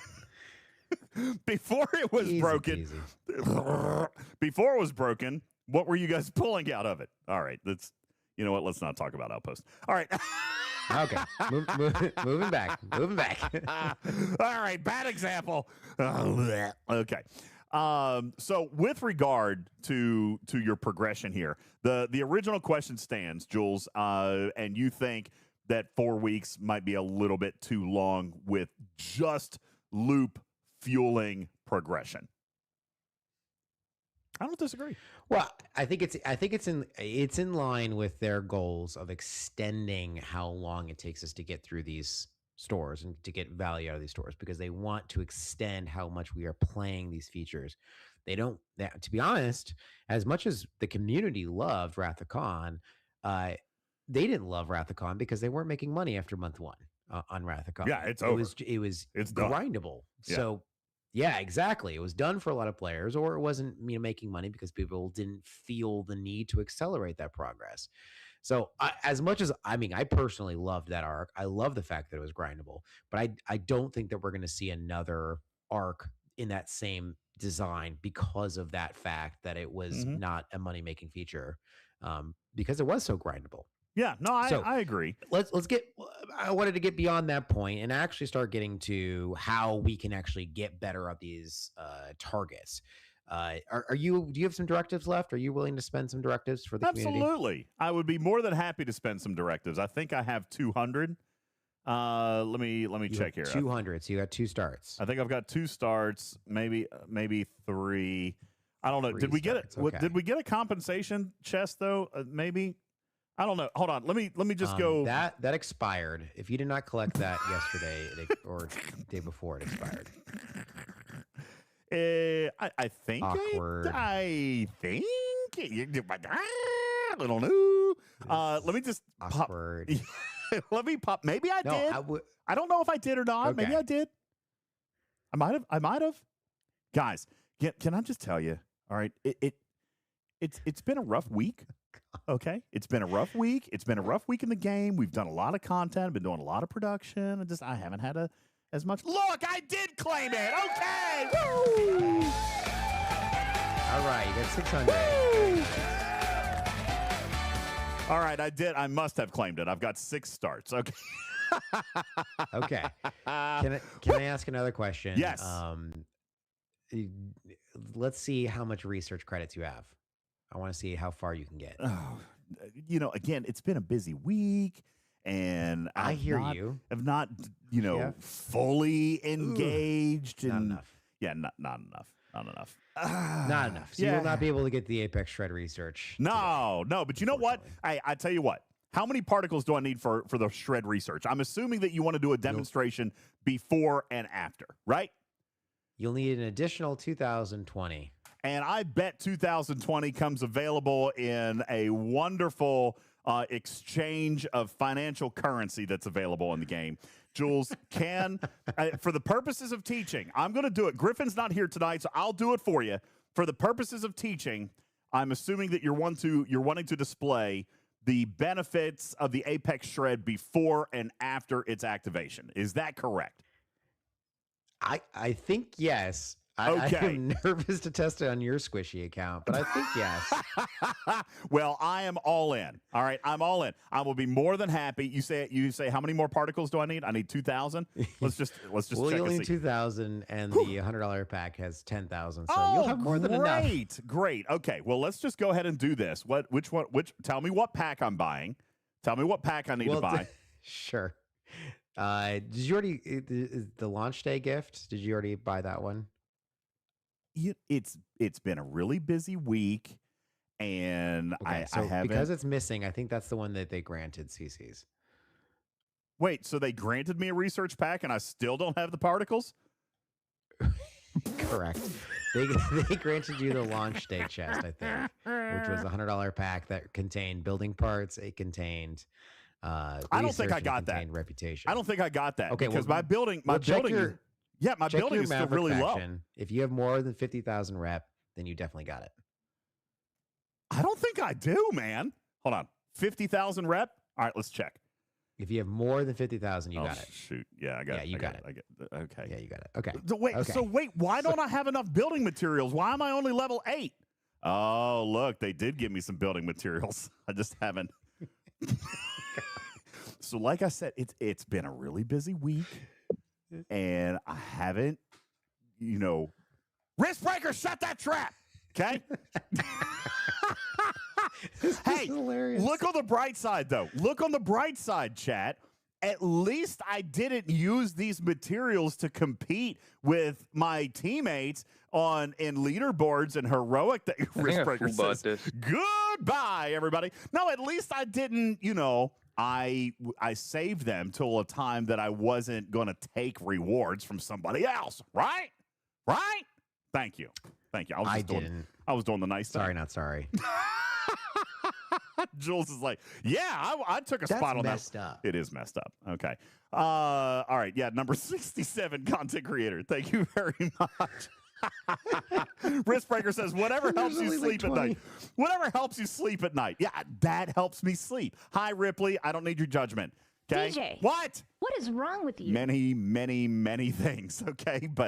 But I will convince myself. I'm going to convince myself that I was doing it for the benefit of my server. Messed up. Okay, I am done with your shenanigans. Okay, all of ya. All right, now, Jules. If I don't open it, then later I can claim ignorance, right? Come on, Cruzito. Gee, Christmas. All right. I tell you what, yes, I need a strong drink. I need some more Ghost. Jules, tell me what to do. I will do the research. Number one. I will do the research for the benefit of the community. Just because I've been such a bad content creator this week, I will do it. DJ. What? What is wrong with you? And while we're here, can someone please clip DJ telling Jules that he will do whatever he wants? Oopsie. Please. For future. I need it. Wristbreaker says, so shouldn't you have the research now? Well, I clearly don't. I have not done any research. You don't have enough. I don't have enough, apparently. Wait, if I got the pack, then why don't I have enough? Well, the pack did not give you enough to get all the way there. Okay. You needed the pack. You needed to be able to actually pull the intel from the faction store and That's collect messed up. milestones from your battle pass. Gotcha. Oh, wait, listen, I haven't claimed the battle pass yet.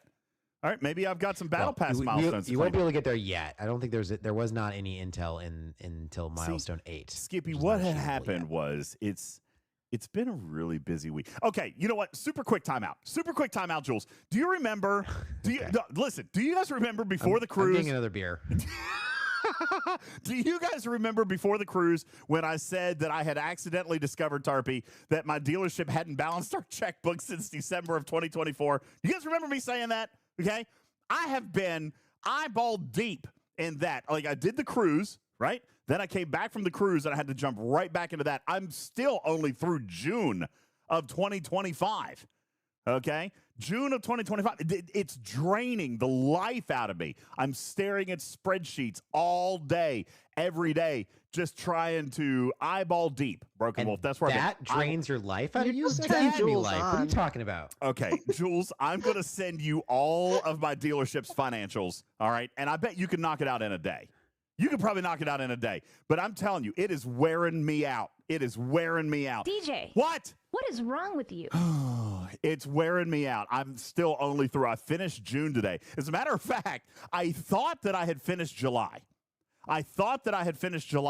But I was really tired at the end of the day today, and I finished July at like 4:50 p.m.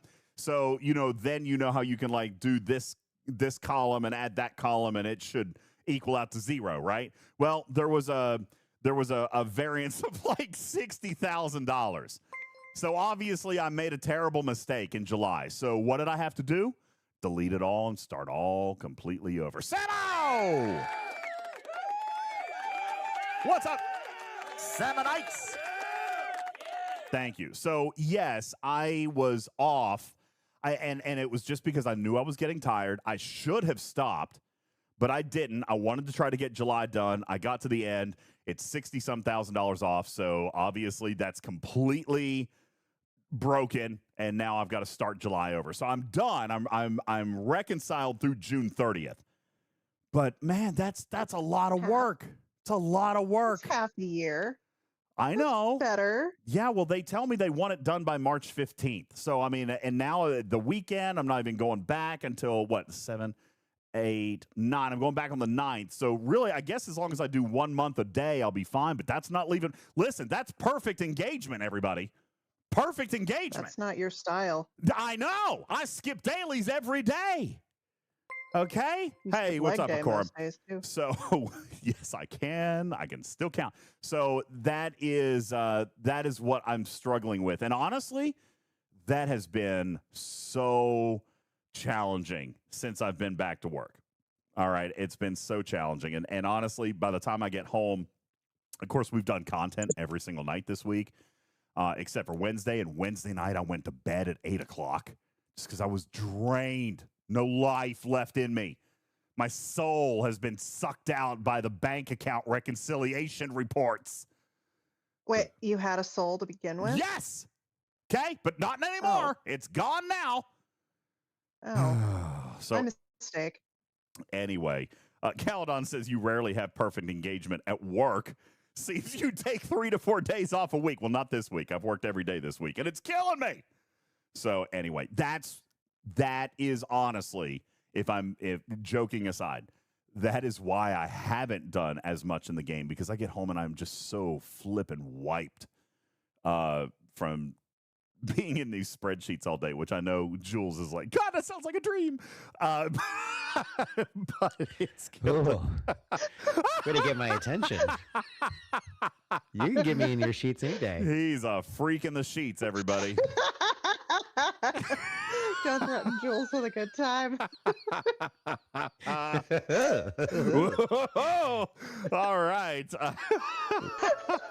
You just offer up a cookie and you got me all night. The spreadsheets, you filthy people. Spreadsheets. Wow. Oh, yeah. Oh, yeah. Oh my God. Okay. Can we? Hey, Fisty! What's up, Eddie? Thank you for your 3-year resub. 3-year resub with Fisty plus 100 kitty bitties there. Thank you so very much. Samo, thank you for the raid. Hope you had a wonderful stream tonight. KJ, what's going on? Hey, I haven't received, I saw your message, but it came to the P.O. box. I didn't go to the P.O. box, so I'll go and try to pick that up on Monday. But, dude, KJ did something super sweet for Oliver. You remember how KJ, actually what it was, KJ got jealous. You remember how I told you that Oliver got those special pins from American Airlines? And like the trading cards and like the crew, the air crew badge. KJ couldn't be having that. So he sent him a Delta Airlines care package. And that was so sweet. It's got cards and pins and all kinds of stuff in it. So hopefully we'll get that early next week. Thank you so very much. I did get the notification that it arrived at the P.O. box today. I just haven't had a chance to go get it. But that was very sweet of you, KJ. Thank you very, very much. And I'm sure Oliver's going to absolutely love it. So I'm excited. As a matter of fact, all right, completely squirreling this conversation, I did spend a little bit more time. You guys told me that I only had to spend a partial amount for like in that 90 days. And I think I figured out how to do it. I'm just going to have to take 4 flights in the next 90 days. I think we can do that. Right? All we got to do is get to 10,000 subs in the next 90 days, and I can take 4 flights. I feel like we could do that. All right. So, yeah, 4 flights, 90 days. Yeah. That's it. That's all it would take for me to get. By the way, hey, quick question, KJ, since I got you here. I wouldn't get gold. If I'm American gold, I'm not going to get gold with Delta. It's only silver, right? Because I looked at the website and they don't directly correspond. It says that gold with American is only silver with Delta. And I'm like, man, I don't want to drop from gold to silver. You know what I'm saying? Like, that's rude. I want to maintain gold. All right. I don't want a silver color. I want gold. But I did do the math. I think it's actually cheaper. Sorry, this is talking travel miles with UltimatDJz. KJ, I think it's actually cheaper. I did some math based on like the number of bonus points and all this stuff. I think that it would also be cheaper. I did the math that would be roughly $7,500 in flights with American to get to their gold status, but it's only $5,000 in flights with Delta. So I think it would actually it would be cheaper for me to get to maintain my status too with Delta. KJ says, who cares? Just fly with the better airline. Okay. All right. I'm just going to break in here and say now would be a really good time for Twitch ads if you didn't do. Oh, okay, we'll go ahead and do. No, I was ready to get back into content. Too late. Hit the button. Sorry. Oh, of course you were. No. Okay. Yeah, there you go. No, Divine. So it's not that way with airlines. Like I don't get points for booking flights for other people. It's not like the same as it is with the hotel because it attaches to your flyer number. So KJ says the thing is you have to decide what reward you're chasing. Just the color. Just the color. That's all I want. Oh, KJ's in ads. How did that happen? I'm going to have to give KJ an ad now. Not an ad. Crap. Sub. Ad for you. You get ads, KJ. You get Everybody gets ads. There you go. Budget Gunner, thank you for your resub with Prime. Appreciate that. All right, now KJ, there you go. Just refresh the screen and you should come back in. I myself, as a thank you for sending Oliver a wonderful, amazing gift package from Delta Airlines, I just gifted you a sub. Thank you. There you go. All right. There we go. He says, all right, I'm back. Yeah. All right. Extra ads for you, KJ. All right. So anyway, back to value proposition. Let's get in and see, Jules, what the actual impact is going to be based on these researches. If I'm going to pull this research, if I'm going to do all this stuff, okay, what targets, I'm assuming that's what you want to do, is tell us what targets we can actually hit. Yeah. Right. And actually, is Putz still on the stage? I can't see the stage. He is. Putz, you around? Putsy. I wanted to actually ask Putz about his perspective on what he can hit, not hit, and what that research may do for his account. So I think that we're having a discussion about that in the lab and in the chat, in the circle. Yeah, pretty simply, I surmise that unless a G6 player has a very well developed multiple G6 epics that they are not going to be doing more than likely on their ops level without this research. This, as my opinion, is probably the most important research in this entire loop for G6 players. Okay. So, in my opinion, I probably, if like I surmise that as soon as I do this research, I'm going to be able to hit the 67s, maybe the 69s, and currently I can't even kill the 62s. It is just a second. It is going from the common to the uncommon and getting that second ability that they have, that you really need this research to knock them down and be able to take damage. All right, so here's what we're going to do. And just to be clear to listening audience, common is G5, uncommon is G6, rare is G7, but they all use the same directive. Very good. Okay, so in other words, Sydney said, if you ain't got, or Kaviji said, if you ain't got the shred, you dead. All right.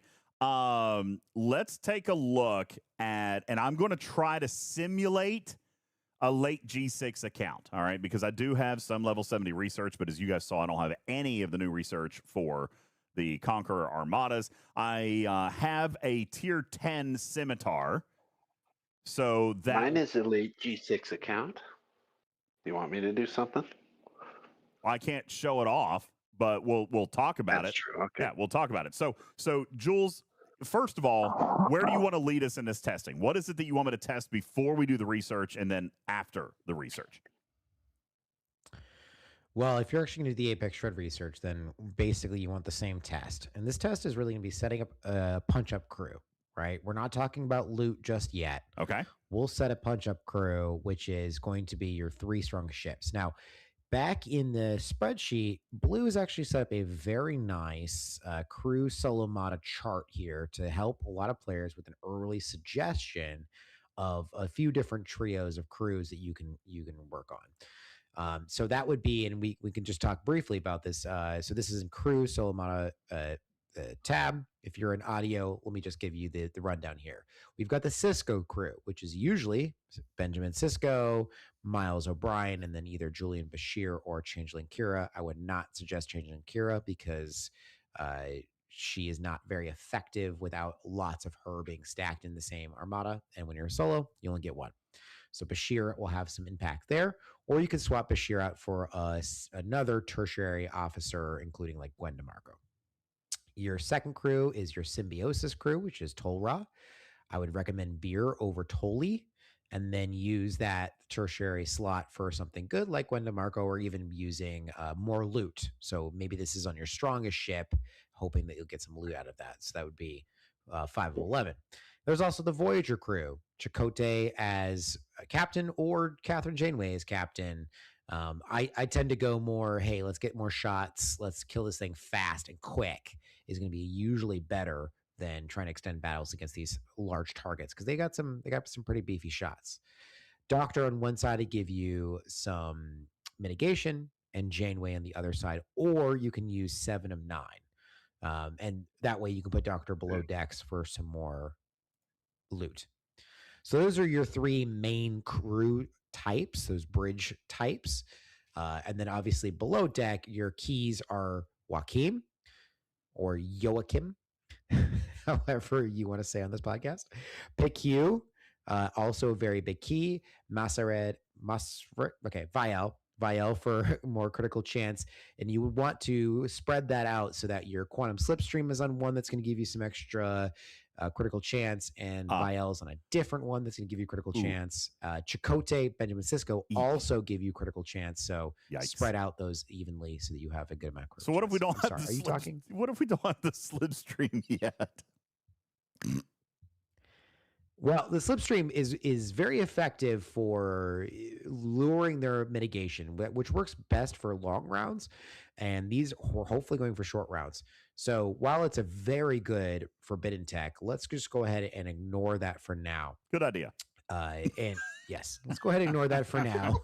And we could talk about different types of tech you could have on there, but let's just go with whatever you got that works against Armadas is good enough in your account. Yeah, listen, Shorts, first of all, don't need your judgment. Secondly, I am just trying to put my account in the position of a lesser engaged player, more casual, so that we can do teaching that's going to allow more people to participate. And obviously, if you've got better tools, then you're going to be able to do it easier.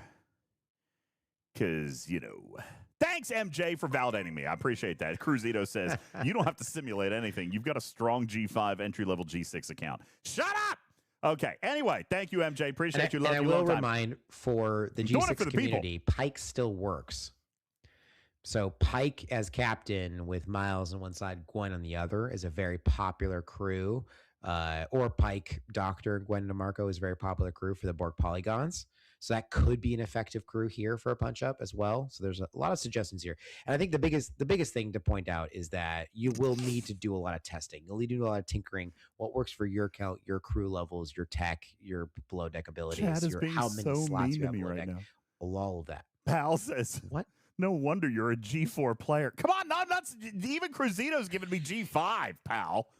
God, Riskbreaker says casual players don't get gifted stuff. No, it's fine, Riskbreaker, because I don't use my gifts. As you can see, I didn't actually even use it, so it doesn't matter. Does it actually matter if they gave you anything because I didn't actually spend it yet? Oh, that's good stuff. Okay, let's go back in your game. All right, let's actually do something. Yeah, please. Stop judging me.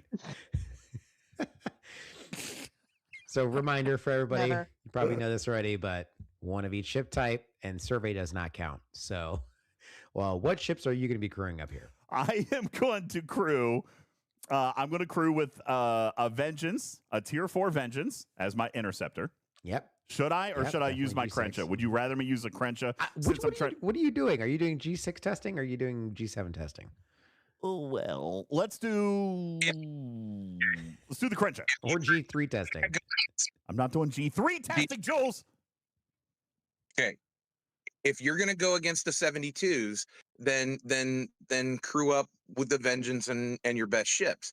But if you are going to show this as a before and after, let's say on the 69s, then you have to use everything that is not G6 Epic and above.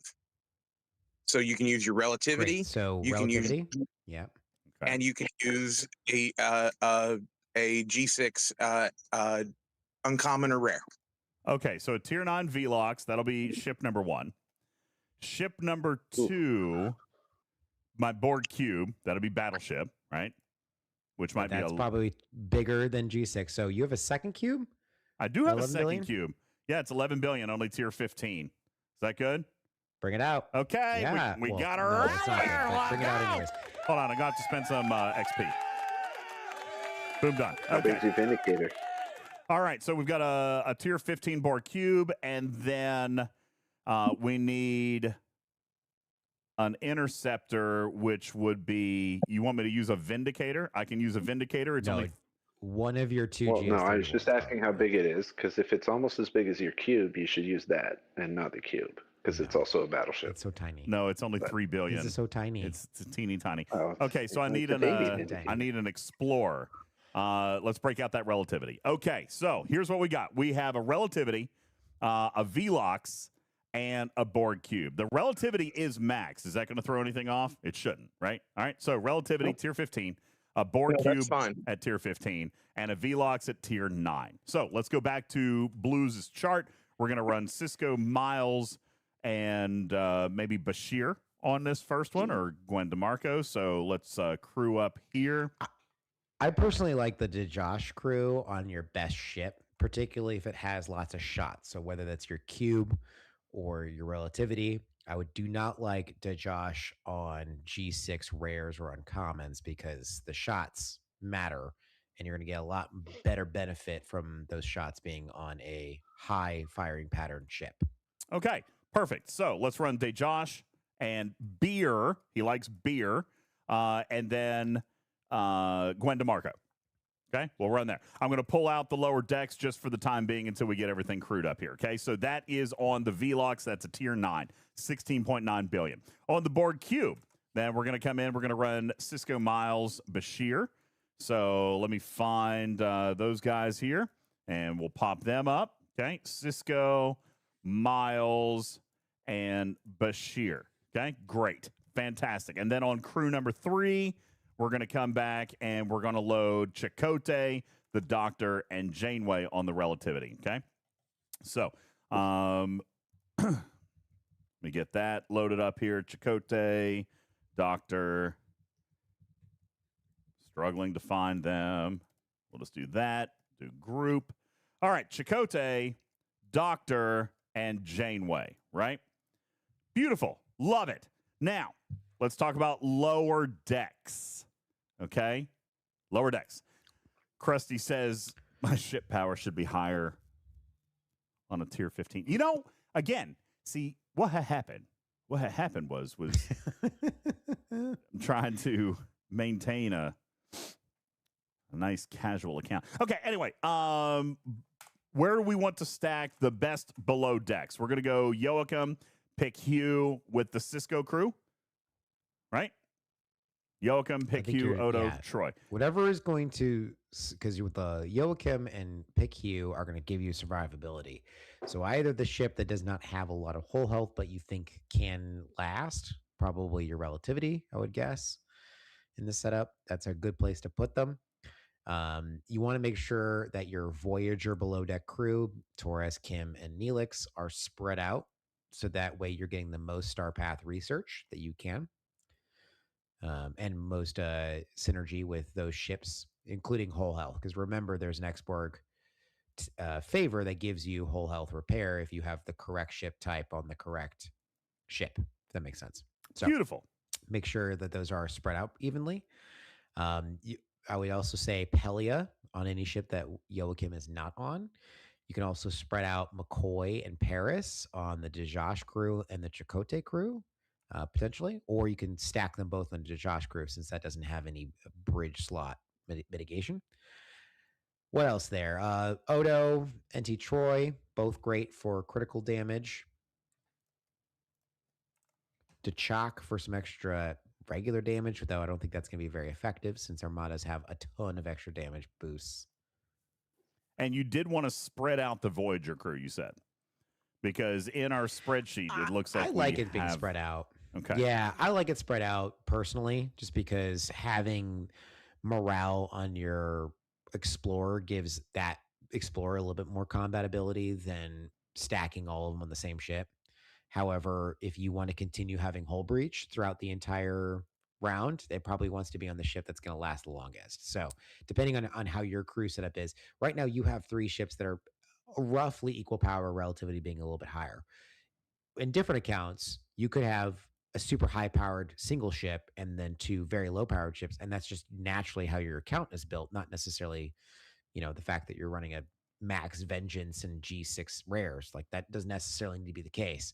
So if that's the case, then yes, stack all of the Voyager crew on your highest power ship. But here you have relatively balanced ships. So I would spread them out. Okay. So we do have a couple of extra below deck slots here. We'll just fill them up with whatever we can. Let's get Badgie involved here because that's awesome. We'll get Badgie involved. We'll get, let's see, what else do we have? There's not much left, is there? Hammer. Why don't you just put your strongest health officer, because that's what your mitigation is. Your stat-based mitigation from Cisco. From Seska. Seska's not on the bridge. Right? No. You're doing it for health anyway. No, Seska doesn't work, just for stats. Yeah, just for stats. Okay. And we'll run... Doctor is being fed by health, so we'll run health over on the relativity as well. Okay, so do you have Ilya by chance, DJs? I think. Hey, Destros. Hey, but buddy. She doesn't work. Below deck, she does in fact give you more crit damage, which will be helpful for your big shots Against non-Armada hostiles, though. below deck, outposts. and Armadas and outposts. No, No. No, not Armadas. Nope. No Not Ilea. Adley. No Ilea. It's worth a shot, though. Okay, so here's what we're running, just to give everybody kind of an idea about what I kind of landed on here, okay? Ship number 1, which is my Velox at 17 billion power. I'm running the Day Josh crew with Beer and DeMarco. Below deck, I'm running Walk McCoy, Vial, Pelia, DeChalk, and Belana Torres. Second ship is my Borg Cube, where I'm running Cisco, Miles, Bashir. Below deck, I'm running Joachim, Pick Hugh, Odo, Troy, and then Sesko and Sharvanik just for health stats. Okay? And then I'm running, on the relativity. I've got Chakotay, Janeway, Doctor. We'll put Neelix over on the battleship. Good call. I've got attack stats. I've got Harry Kim, and I've got Paris over there. Okay, so we're going to flop Neelix over to the battleship, and I guess we'll move. Does Troy actually work against Armadas? Yeah, I guess she does. All right, we'll move Troy. So let me pull Neelix up over here, and then we're going to head on over to a 69. Now, do keep in mind, I have absolutely no research. None whatsoever. Zero, zilch, nada. Okay? And we're going to go and we're going to easily, handily defeat this level 69 target. Obviously, it's going to be fantastic. I'm curious. It'll be fine. It'll be fine. What's everybody worried about? Okay. We're going to pop these guys up here, and we're going to see. Now, for the purposes of testing, I actually always like not to use buffs in raw testing. Anytime that I do this kind of testing, I prefer to go naked. Giggity. But then you guys can add stuff on your buffs, whether it's Cerritos. We should point out that Defiant works. Okay. We should also point out that Excelsior works. All right. And then, of course, Fortification. All right. That's great. What I will do, just in the spirit of my own, because I think it's unrealistic to expect that we're going to do all of this all at once. So here's what I'll do. I'll bring an Excelsior. All right. Because it's providing some, but not a ton. So we'll bring Excelsior up. Jules, pick one more buff that you would like us to run here. I'll give Excelsior and what else? Defiant, Cerritos. I don't think that the Excelsior actually has anything that would work against Armadas. Oh yeah, it does. Yeah, Shred. it does. Yeah. It's got Shred. The Shred works. It's got the most important thing. Yeah. Oh, yeah. Nice. Taking a look at the Starships tree, just to make sure, and we'll point that out for you guys to see. Excelsior, which should be all the way down here at the very end. Here's what you've got. Very nice. Let's see. That's against V'ger, Excelsior, PvE, Apex, Shred. Yeah. Increase Apex Shred against Hostiles and Armadas. No free-to-play have the Excelsior right now. No free-to-play have the Excelsior. Okay, so let's bring the Excelsior home. We will swap the Cerritos. Let's do Cerritos and Defiant. Perfect. Which, by the way, in First Contact, the Defiant was actually there in the battle. True that.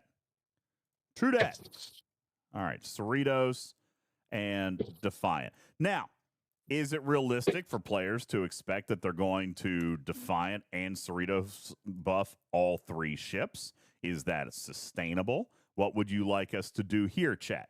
Buff one ship, two ships, or all three ships? I'll let you guys determine that. Retrieving says regular fortification is good too. I don't want to load up too much, to be honest with you. I don't want to load up too much because I don't want to skew the results. So Clark says a max fort. Reason I'm not going to do a max fort is because it has such a long cooldown, right? And that is not something, A, that you can easily test because of the cooldown, but B, it's very unsustainable for people being able to use that a lot, right? So Broken Wolf says run Defiant on the two larger ships, Cerritos on all three. Okay, fine. That's what we'll do. So let's go ahead and start loading up Defiant buffs here. And we'll run the Cerritos buff. Before you do that, DJz. Too late. If I'm okay. Because if you run Defiant and Cerritos on a ship, you don't need a crit officer below deck or even above deck, right? Because it'll max you out. Where did we load Vial? On the ship that I just boosted. But okay, well, yeah, you're right. But if she's maxed, then she's good for stats anyway. Yeah, There's not a lot of other below deck officers you can use that are going to be helpful. True that. But he is right. Now, Voltron, you're absolutely right. When people find a method that works for them, they should be bulk playing this, right? But because we're going to be changing ships and changing crews and changing targets, that was one of the biggest reasons that I didn't want to do this, because I'm going to end up having to redock and probably die. All right. So let's see. We'll go Cerritos. You said on all three. It will redock you for you. It will redock for me. Okay. And we're waiting 50 more seconds. As a matter of fact, I'm going to go ahead and start my target. Yeah, I'm going to go ahead and start this target right here against this level 69. So let's go ahead and pop that start. And we'll wait. When people know what they're hitting, then yes, Max Fortify is fantastic against these. I mean, it takes me from dying against the 69s to being able to kill 6 or 7. So Riskbreaker says I'm breaking my own rules. Well, it's also probably not realistic, Riskbreaker, to assume that people are going to come with no buffs. That's why I'm going to use the buffs that are repeatable, all right, and not the buffs that have significant cooldowns, right? But it's also irresponsible to say or to judge a feature using no tools. We've talked about this a lot in the past. Exocomps and cloaking and Defiant and Cerritos and Titan and Excelsior, all of these are tools that we should be using. Riskbreaker says, what happens to your baseline? Well, then that's what we'll do. We'll use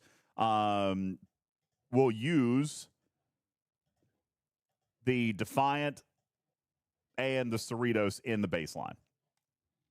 Okay, that's what we'll do. There's a Cerritos, so let's pop Cerritos on the last one. And Defiant right here. Okay, so we've got 2 Defiants and 3 Cerritos. There we go. We've got 10 seconds left on the clock. Let's see what indeed actually happens. Where is my drum roll, please?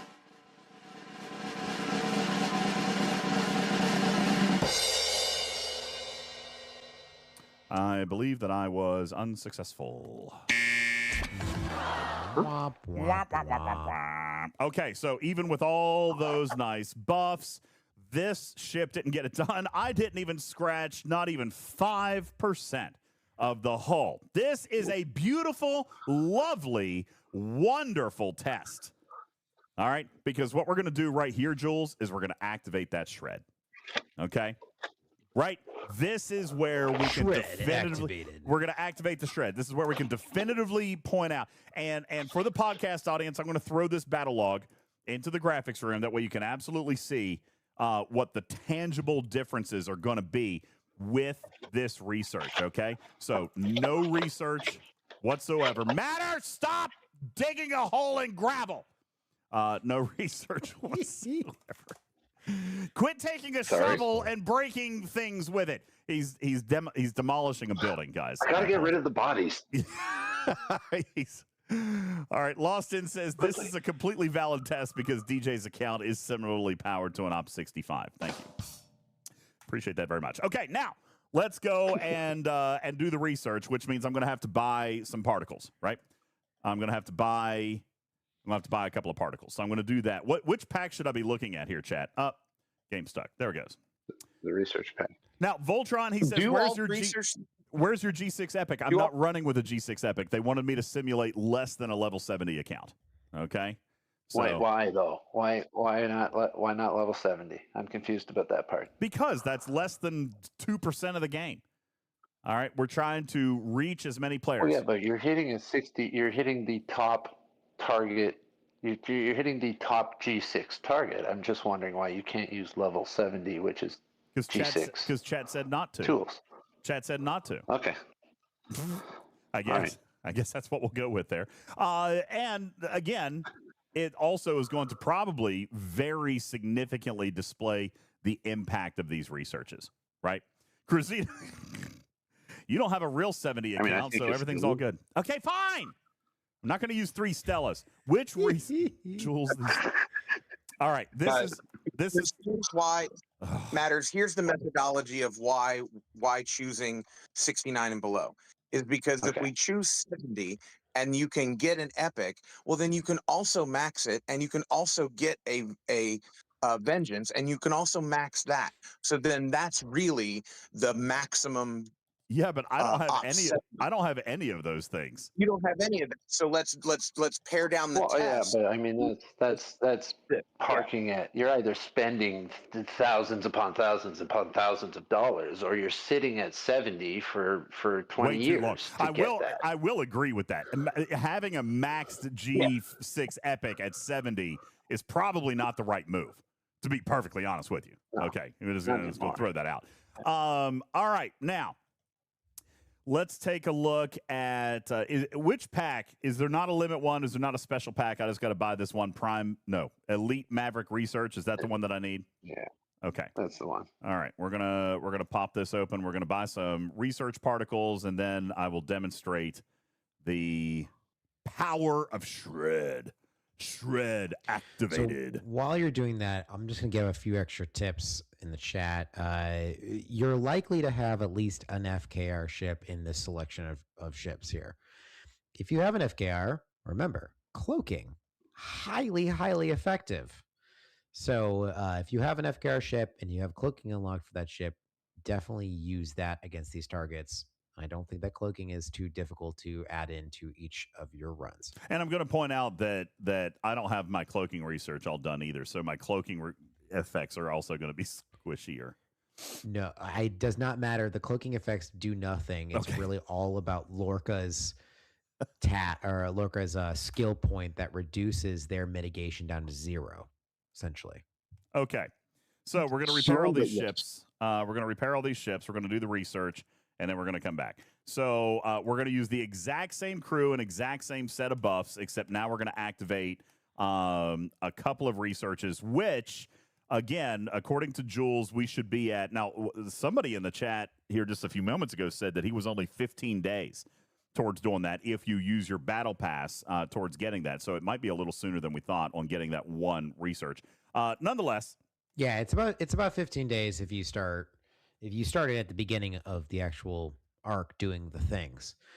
You didn't, but we're close. We're close. Well, we made up a little time here today with that. Okay, so I'm going to go through and I'm going to do level 1s of these researches. And what we're looking at here for the podcast audience is basically just working our way through the prereqs all the way to Apex Shred versus Conqueror Borg solo armadas. That's what we're trying to get to. But we've got 6, 7, 8 prerequisites to get there. Okay, so we're going to. Oh, nope, not that one, and not that one. Don't do the primes. So yeah, don't need do the primes. Don't need prime. Wait, what? Skip this prime.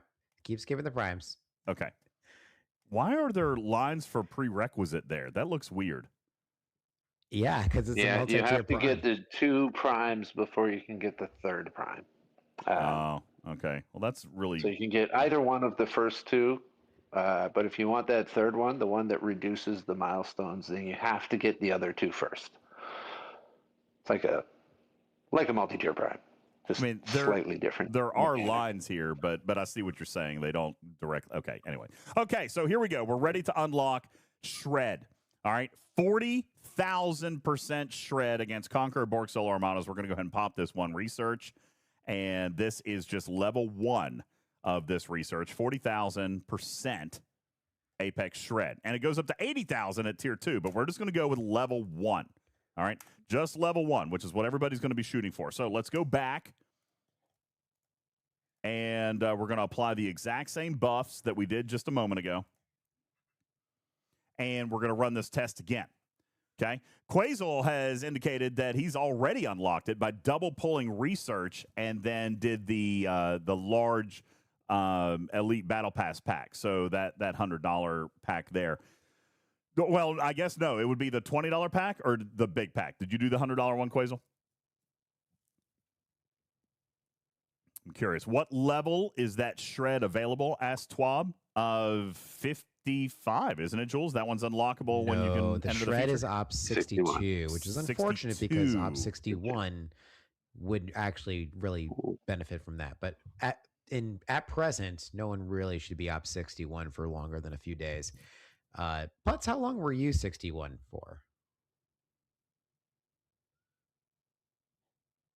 I was up 61 for 14 minutes. Okay, there you go. He had me beat. So he timed it. So that particular ops is at a disadvantage. Gotcha. Okay.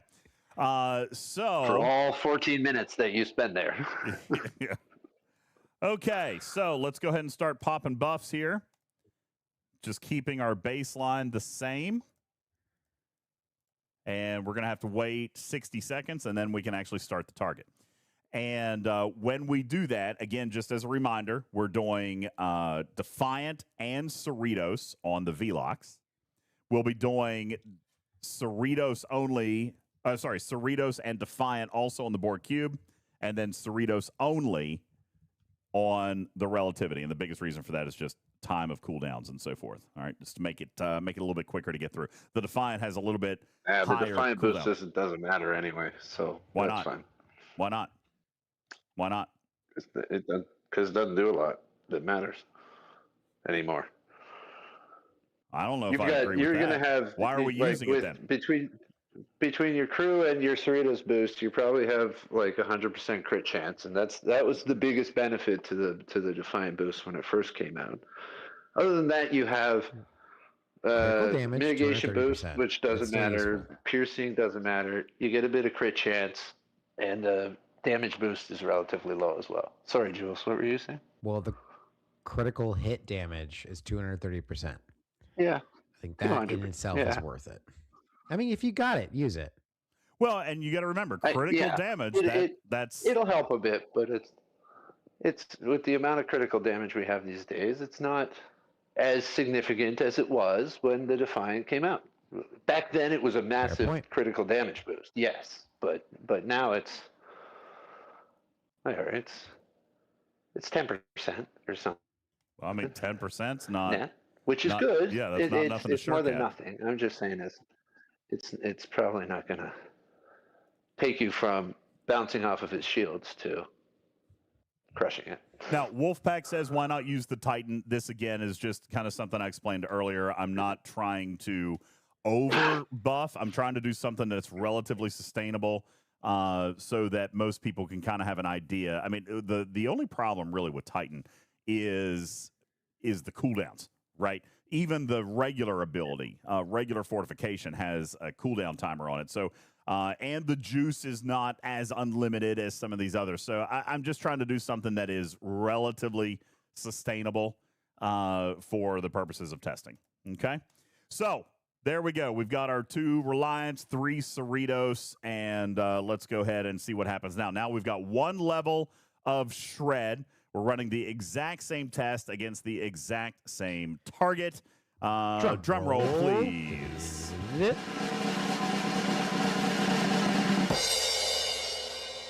And that is still death. All right, now let's take a look and see. Yikes. Now, I am going to point out the fact that we did about 400% more damage as a result of that shred. Now, we're also still using 2 specialty ships, all right, which I guess if you can count the Borg Cube as that. But we're using a Relativity, and we're using only a Tier 9 VLOX, all right, which, again, is not necessarily, yeah, I heard Jules laugh, is not necessarily what you would ideally be running against a level 69. So now that we've got that kind of baseline, we're going to change our ships around, okay? We're going to go up to the G6 epics now, and we're going to look at that exact same target. And again, I'm going to avoid the purposes of avoid the vengeance for the purposes of just trying to test on a relatively common ground. Okay, Jules, you had a comment? That's I was just trying to look at the 67s because technically the 67 is what an op 67 to 70 needs to be able to do. Okay. on a regular basis. Let's to run finish the one of those. task. I just don't know if it's worth going down to that level to see if you can do it. I'm totally fine doing it. All right. Now, Retrieving says, DJs, didn't you already beat a 69 before researches with the G6 Epics? I don't remember if it was the G6 Epic, but I did use my Vengeance. And honestly, I did Vengeance, Loot Crew, and 2 babies. So, yes, but that was with the Vengeance. So we're, again, trying to offer something of a punch-up mechanic a little bit here for some players who may not have a Vengeance, because again, as we've identified in the Maverick track, loot is not quite as important as what we may have originally thought. Okay, which means that we do need to be trying to hit larger targets. So what I'm trying to do now is find a way for some smaller ships and smaller crews to be able to punch up. Yes, I can kill a 69 with a Vengeance single ship. All right, but that's not necessarily indicative of what everybody else can do. So we're going to try. See that. I want to see that. Vengeance and no other ship. Well, I ran 2 baby ships, but yeah, I ran like a Stella and a baby Jelly. Okay, that I can see. Yeah, I thought you meant literally just a Vengeance. I was like, I'm calling your bluff on that one. No, you can't do that against these. You have to have all three ship types in. So now, for the purposes of this, again, I've got directives to spare. So I'm going to run the 67 without buffs, or should I run maybe 1 or 2 buffs? I think you should run the exact same test if you can. Exact same test. Well, too late. I can't run all of the same stuff. Well, boost the cube. Right? That's your weakest.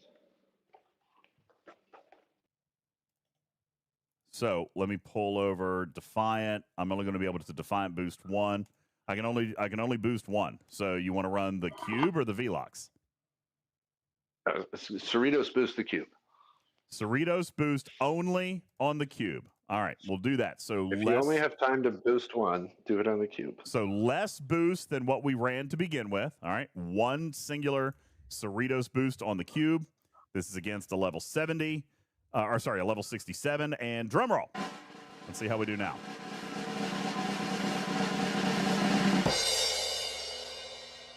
Still waiting, extended timers and combat, and I don't think I got it. I think it was your weakest. It's weaker than the sure Velox, did right? not. Nope, did not. Kaboom! Womp, All right, womp, womp, womp, womp. All right, so this is against a level 67. Let's see how we did on this one. We actually did worse. So definitely indicating that the boosts are going to be necessary. Okay, we did worse. And yes, I do have the shred research, Krusty, but again, I'm running with much smaller ships than what I would ordinarily run. Again, with the intent of trying to display this for, somebody who's op 66 or 67. When can you build the Velox? 66, right? Yeah, op 66, when you can build it. So that's kind of what we're trying to simulate here is roughly op 66, okay? So. Okay, I actually have a test to run. Okay. Can you grab my browser and throw it up there? Do like a dolphin cam? Yes, certainly I can indeed. Okay. Yeah, we've got Jules Verne here. Let me switch this over to his camera. Let's see if this is actually going to work.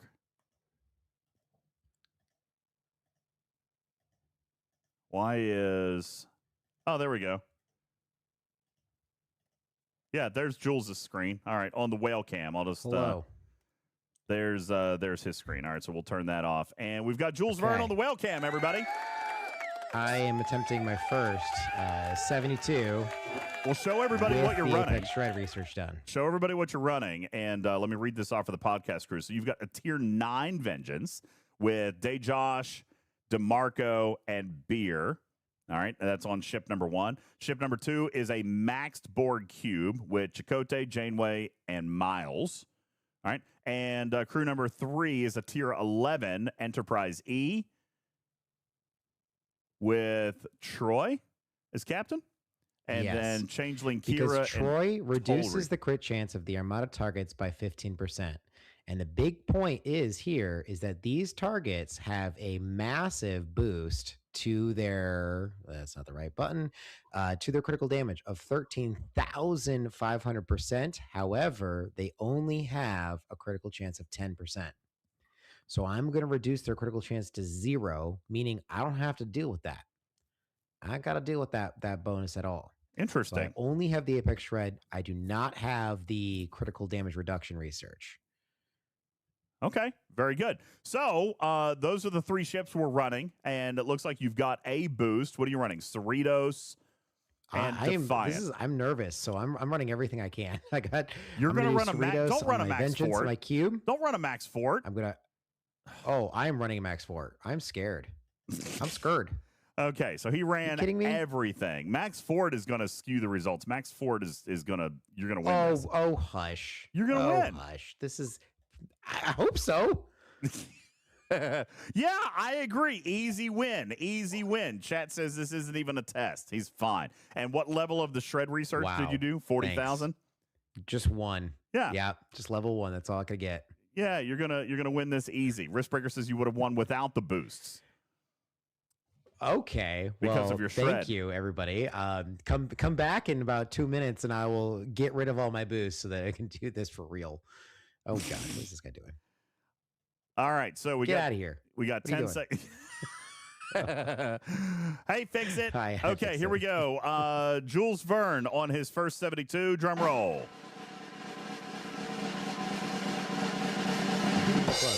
Game clock. Don't even know what's going to happen here. I don't think you got it. Oh, hey, you did! Wow. You did! You got it! Wow. Well, that wasn't hard at all. Okay, fine. I'm going to recall everything so that we can run this without any boost. Deal? Yeah, that would be great. Now, when he says that wasn't difficult at all, pull up your battle log so that we can dictate that for the audience in podcast. Taking a look at this 72. He literally took no damage on the Vengeance, probably somewhere along the lines of 7 to 10% on the Cube, and maybe about 30% on the Enterprise Z. This is indeed a 2-round easy win against that level 72. Now, this thing hurts. This thing still gets 5 billion hull damage each shot. Hey, Mufasa. Thanks for the follow. Appreciate it. Thank you for being here. So, yeah, it's a 2-round battle. All right. And yeah, I mean, you did some significant stuff there. I'm going to do it without boosts. Game Junior says, which research are we talking about? Well, let's flip it on back over here and allow me to show. The research that we are referring to is a research that free to play you should be able to get to, depending on your battle pass engagement, somewhere between 15 and 30 days in the Maverick tree called Apex Shred versus Conqueror Borg Solo Armadas. At level 1, it offers you 40,000%. All right, 40,000%. Short says, why does Jules' account make your account look so squish? Okay, he was using big ships. I'm using a Velox. Give me a break. Okay, I'll do the same thing he just did. I'll do the same thing he just did here in just a minute. I'll do it. Do it. I will. Do it. I will. Do it. I'll do it. Do it. Okay. And I'll use my Vengeance and I'll use my big ships and I'll do it just fine. Okay. Now, Vul says free to play. I can't do the first research there, and you won't be able to yet. It's going to take, like I just said, anywhere between 15 and 30 days with the research particle engagement to get to this research. All right. I was trying to demonstrate what the effect of that research is going to be. So that's why I accelerated my timeline. Okay. Now, Voltron says, DJs, can you do your epic and not your vengeance against which? The 69? I can demonstrate that for you as well if you would like. I would expect that I will be fine there, but I would be happy to do that if that's what you want to specify your against. Wait, you want me to run an epic against the 72? That may not be super intelligent. Okay, you ready for test 2? Okay, yeah. There we go. We're back in. So going back, 72. Mimi says, why should I care about doing the research free to play? Being able to hit 72s instead of 69s won't do me any good. So here's the deal, Mimi. And this question was asked just slightly above you as well. Skippy says, DJs, why are you suggesting that loot doesn't matter as much? So here's the deal. as soon as Jules runs this test, I'm gonna show you some math that we talked about at the beginning part of the show. But the only thing that loot is buying you are a small pittance of extra credits. Okay. By the way, Jules just defeated that target with no buffs whatsoever. Now, it was certainly closer, okay? Taking a look at the battle log, 72. He ran no buffs. His cube and his Enterprise E died. The Vengeance only lost about 5% of hull. The battle lasted 5 rounds instead of 2, but that is still a very sustainable win, all right, because no buffs are there, and because DJz was on the largest ship, still pulled down 20,000 raw loot, and because it was a 72, is also going to pull down 8,000 in the mega chest for a total of 28,000 loot. Now, let's take a look at that loot and the reason that both Jules and I are backing off of loot just a little bit, all right? Inside the Maverick faction store, you only have one item that costs loot. One. That's it. And it is this chest that offers 220 credits for a single chest. Okay? So, if you were going to try to double pull this thing, it's not sustainable. You can get 1 or 2 a week. Okay?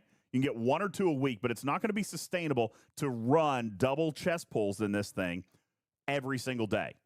And further, the tasks are paying out over 10 times higher in the amount of credits.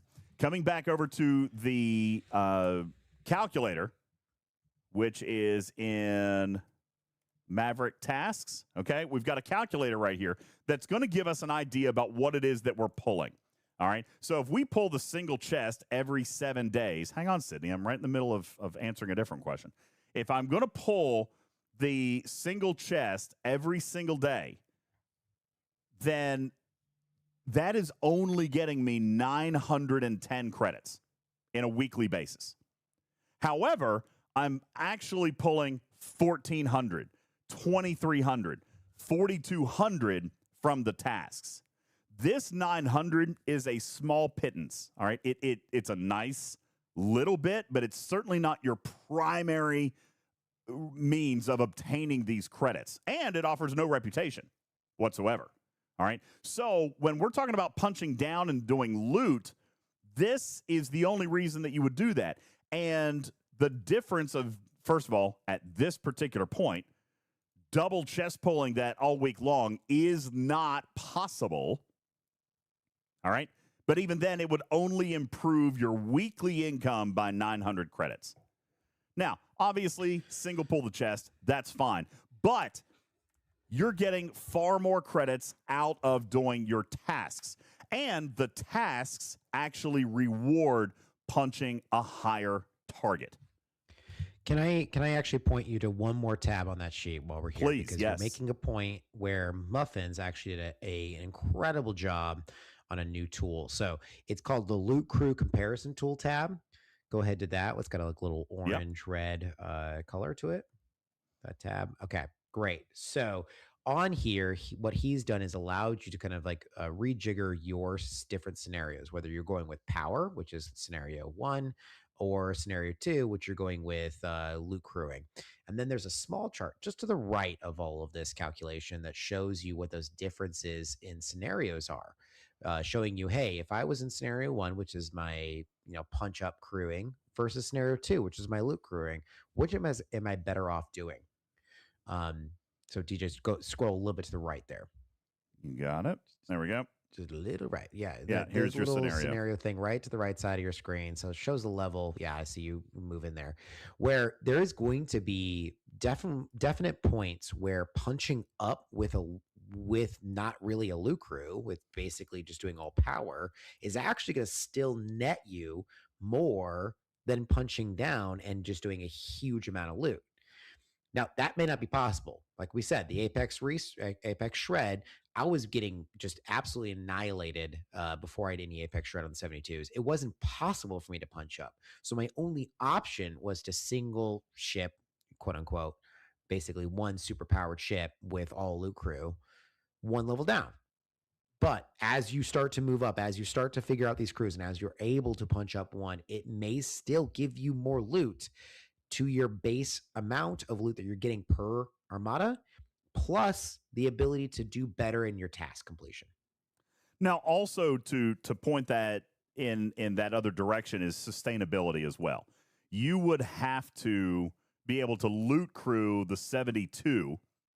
If you're Op 72, you would have to be able to loot crew the Op 72 in order to double pull that chest every single week. Now, in that case, sure, risk breaker, that can put some emphasis back on loot. But for most players, the double chest pull at this particular point in time is going to be non-sustainable. So that relieves some of the obligation to loot because the single chest pull is extremely cheap.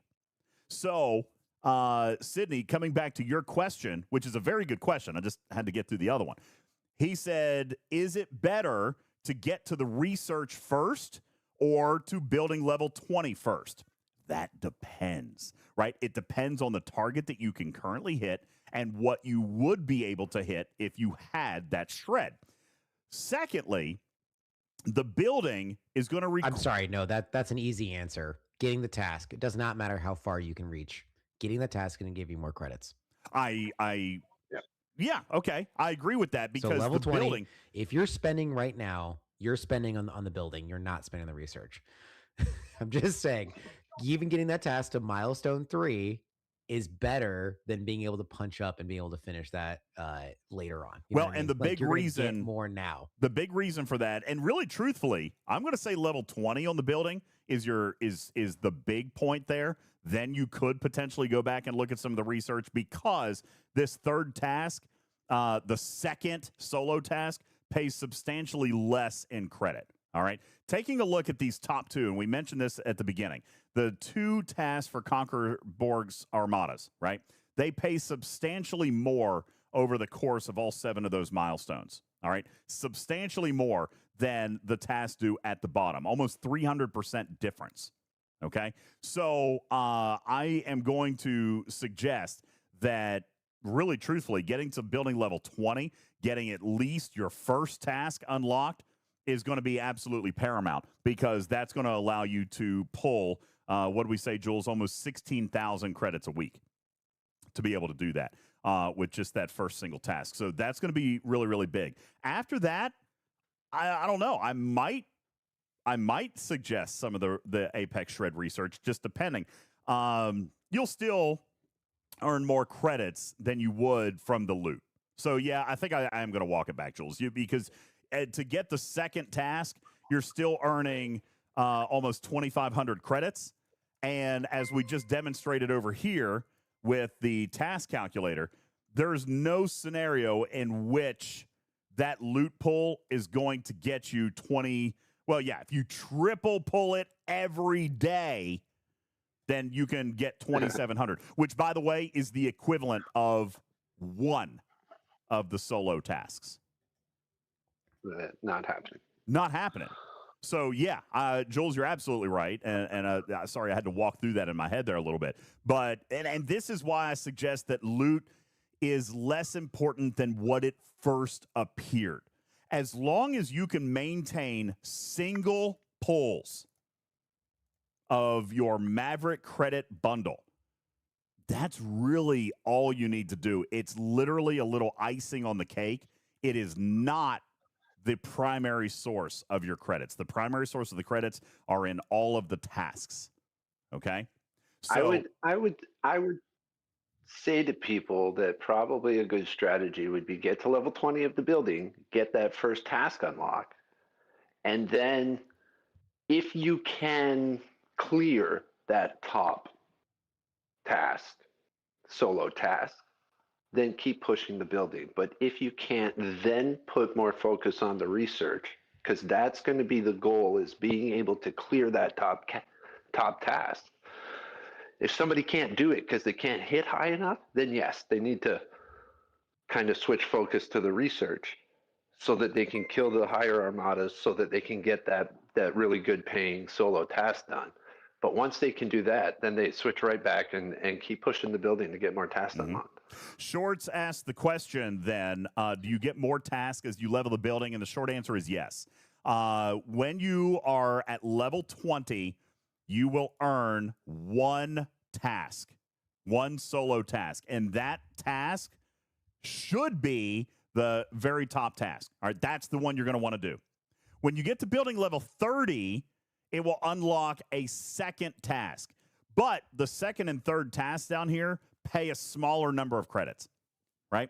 And then when you get to level 40 of the building, it'll give you the capability of doing all three of these tasks, which is just, again, some icing on the cake.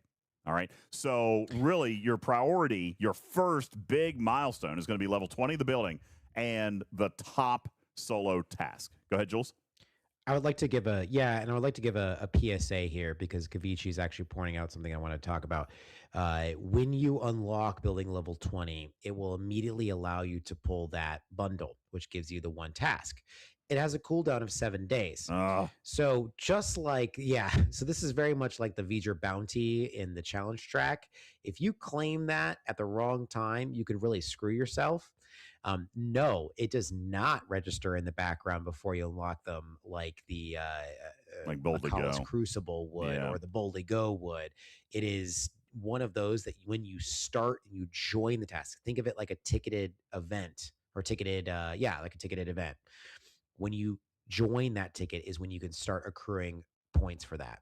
So if you've made progress, if you've run Armadas, if you already did all your spend, if you already did all your hostiles, do not join that task until the very next week. Super important. Very important to be aware to not start that task or join that task in the middle too late where you can't complete it. Absolutely. Another thing to point out, Divine says you wouldn't choose the task if you can't do it. And you're exactly right. I am saying that the top task needs to be the priority, but absolutely make sure that you will be able to do it, which is also exactly why we're teaching what we're teaching tonight, which is trying to punch higher than you would with just a loot crew, because that is going to matter. You're only going to get 7 starts a week, right? So for me, at my ops level, I would have to get 50 points per Armada to get 350 points. Well, that's going to be level 72s, right? I've got to do level 72s in order to complete this task. So if I was only doing 69s before with loot, doesn't matter, okay? In order to do that top task, that is my number one priority because of the amount of credits that come in it. My objective now must become 72s times 7. Can I just say that there's a strategy right now for free-to-play players who are G7 or players who just don't want to invest in this.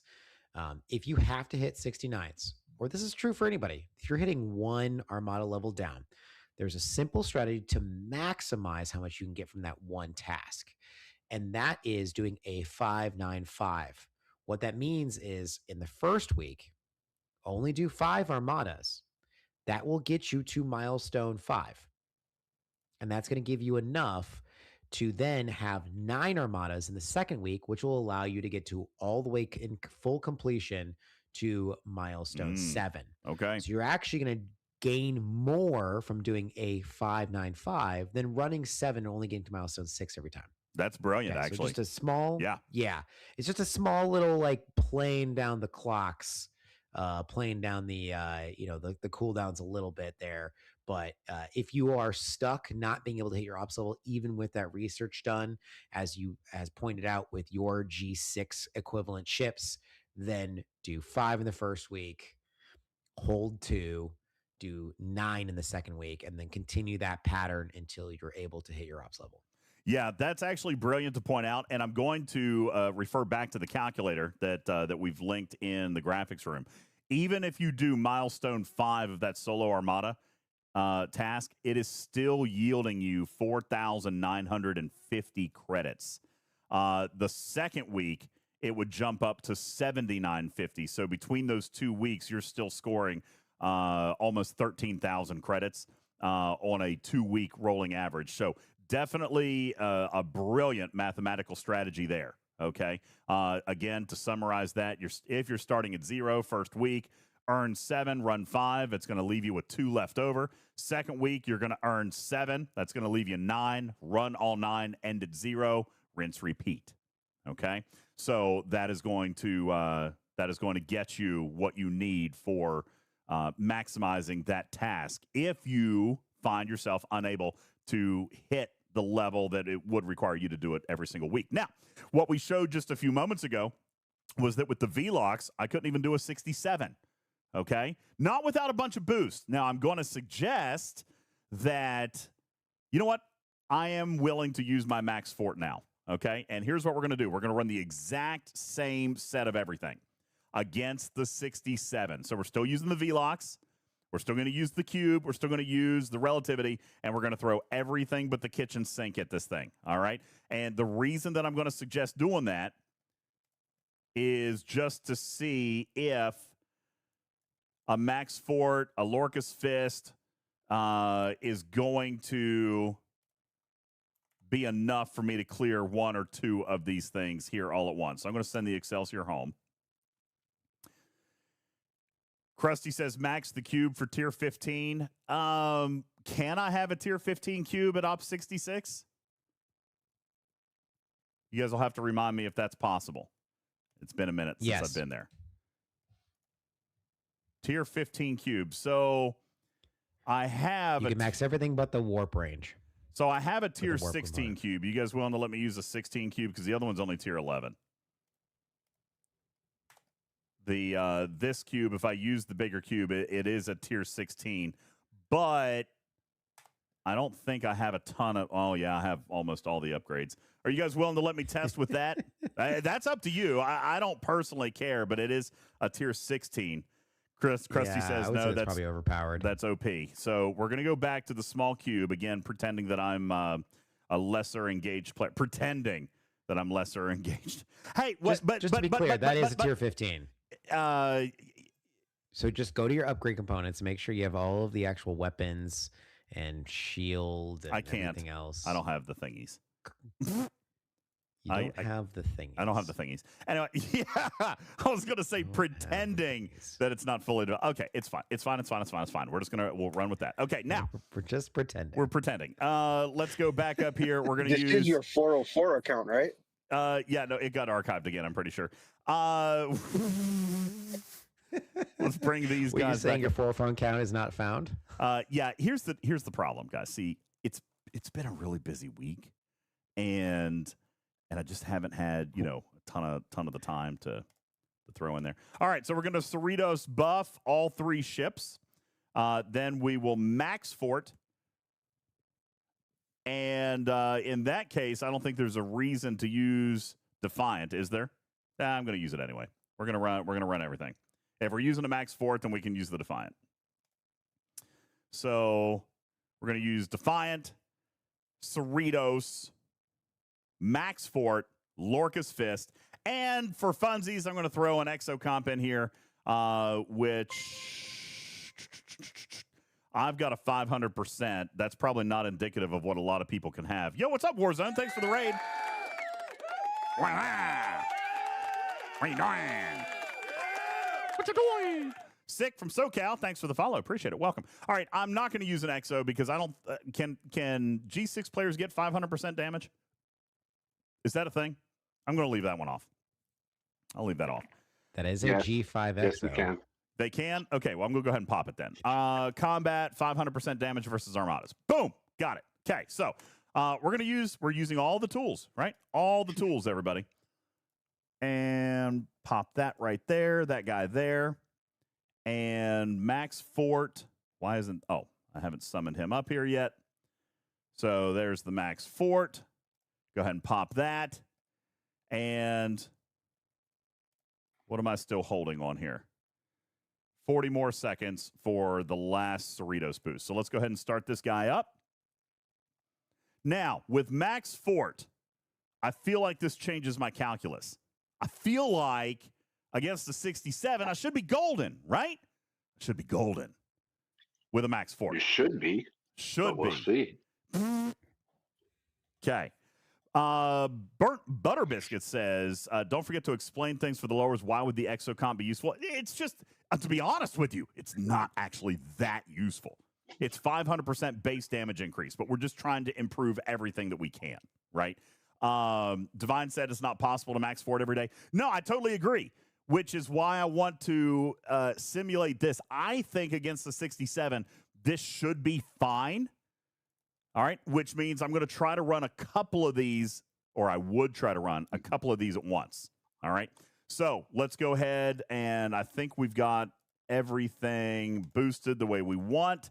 So I'm going to hit the speed up timer, and then we're going to punch Lorca's Fist.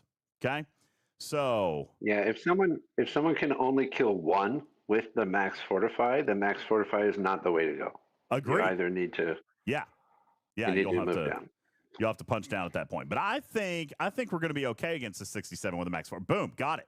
And further, yeah, this is a significant difference. This is going to allow you, and the timestamp on this is 12:05 a.m. Here is the 67 with all the guts, okay, all the goodies. And you can see right here, we could probably run 4 of these, okay? We could probably run 4. I'm not going to run 4 because I still need to go test 72s. All right. But based on the whole damage that we took here with this crew setup, we could probably do 3 more. I'd say probably a total of 4. And not only that, but you would have time to probably get 2 of them within 1 Lorca's Fist. That's right, Kabiji. I could probably get 2. How long does Lorca's Fist last? About a minute. So if you did this super careful, you could probably maybe get a 3rd one. Okay. Now, Voltron asks a good question. Can this setup handle a 69?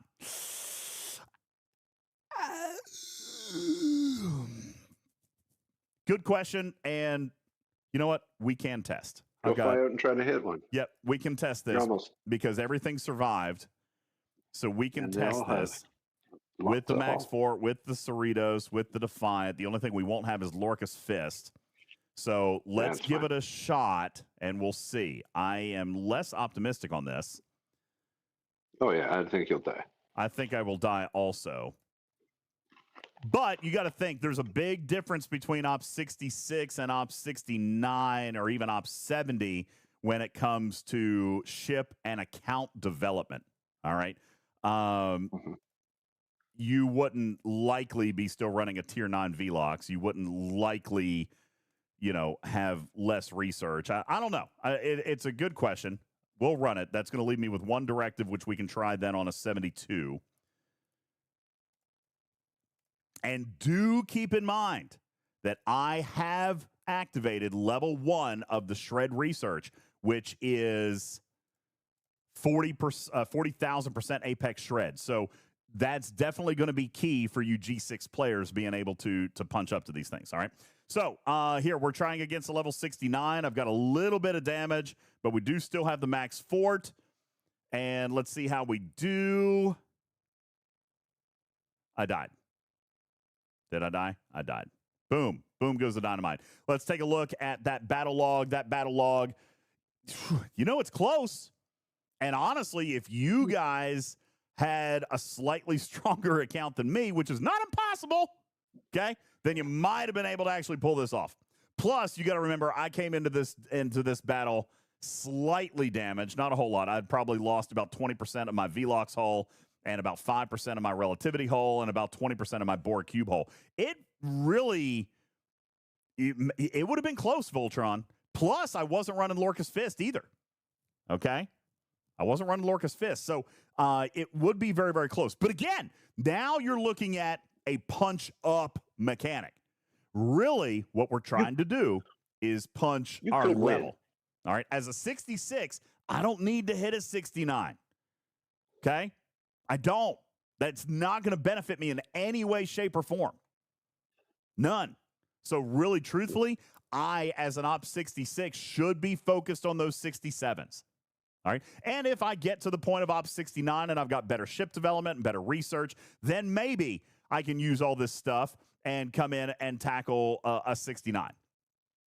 All right. Now, last thing that we're going to do here, because I've got 1 start left, is we're going to crew up and we're going to do what Jules just did on my squishy account. Jules is beast mode. Okay. He is. He's got a tier 9 vengeance. Mine's tier 4. Cute. All right. So tier 4 is how many docks? How many below deck slots? I mean, 4. 2, 3. I got 4? 3. I got 3. Okay. So why don't you switch over to my screen real quick, because there was a question in the chat just showing the full setups for these. There you go. Below decks.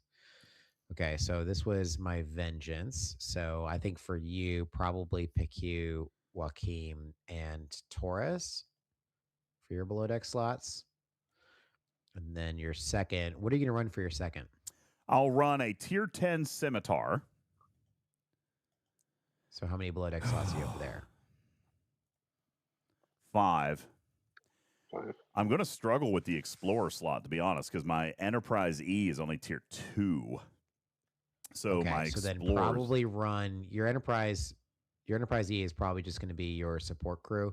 So I would do for your cube, or sorry, for your scimitar, I would probably run Neelix and your morale on this one. Okay, let's pull morale over.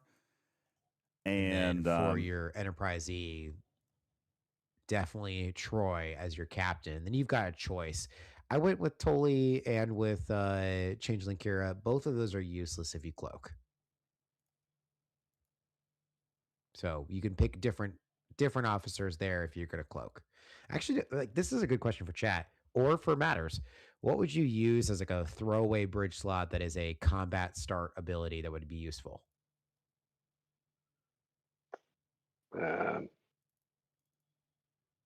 Well, I mean, there's not many that work against Armadas. Right. I would probably put Lorca and Giorgio. Oh no, wait, you've got the. Sorry, we got the below you got decks, the Voyager guys. below We decks. don't You need don't need that. I'm still got my head in like outpost mode. Are you running Cisco or Chakotay on the scimitar?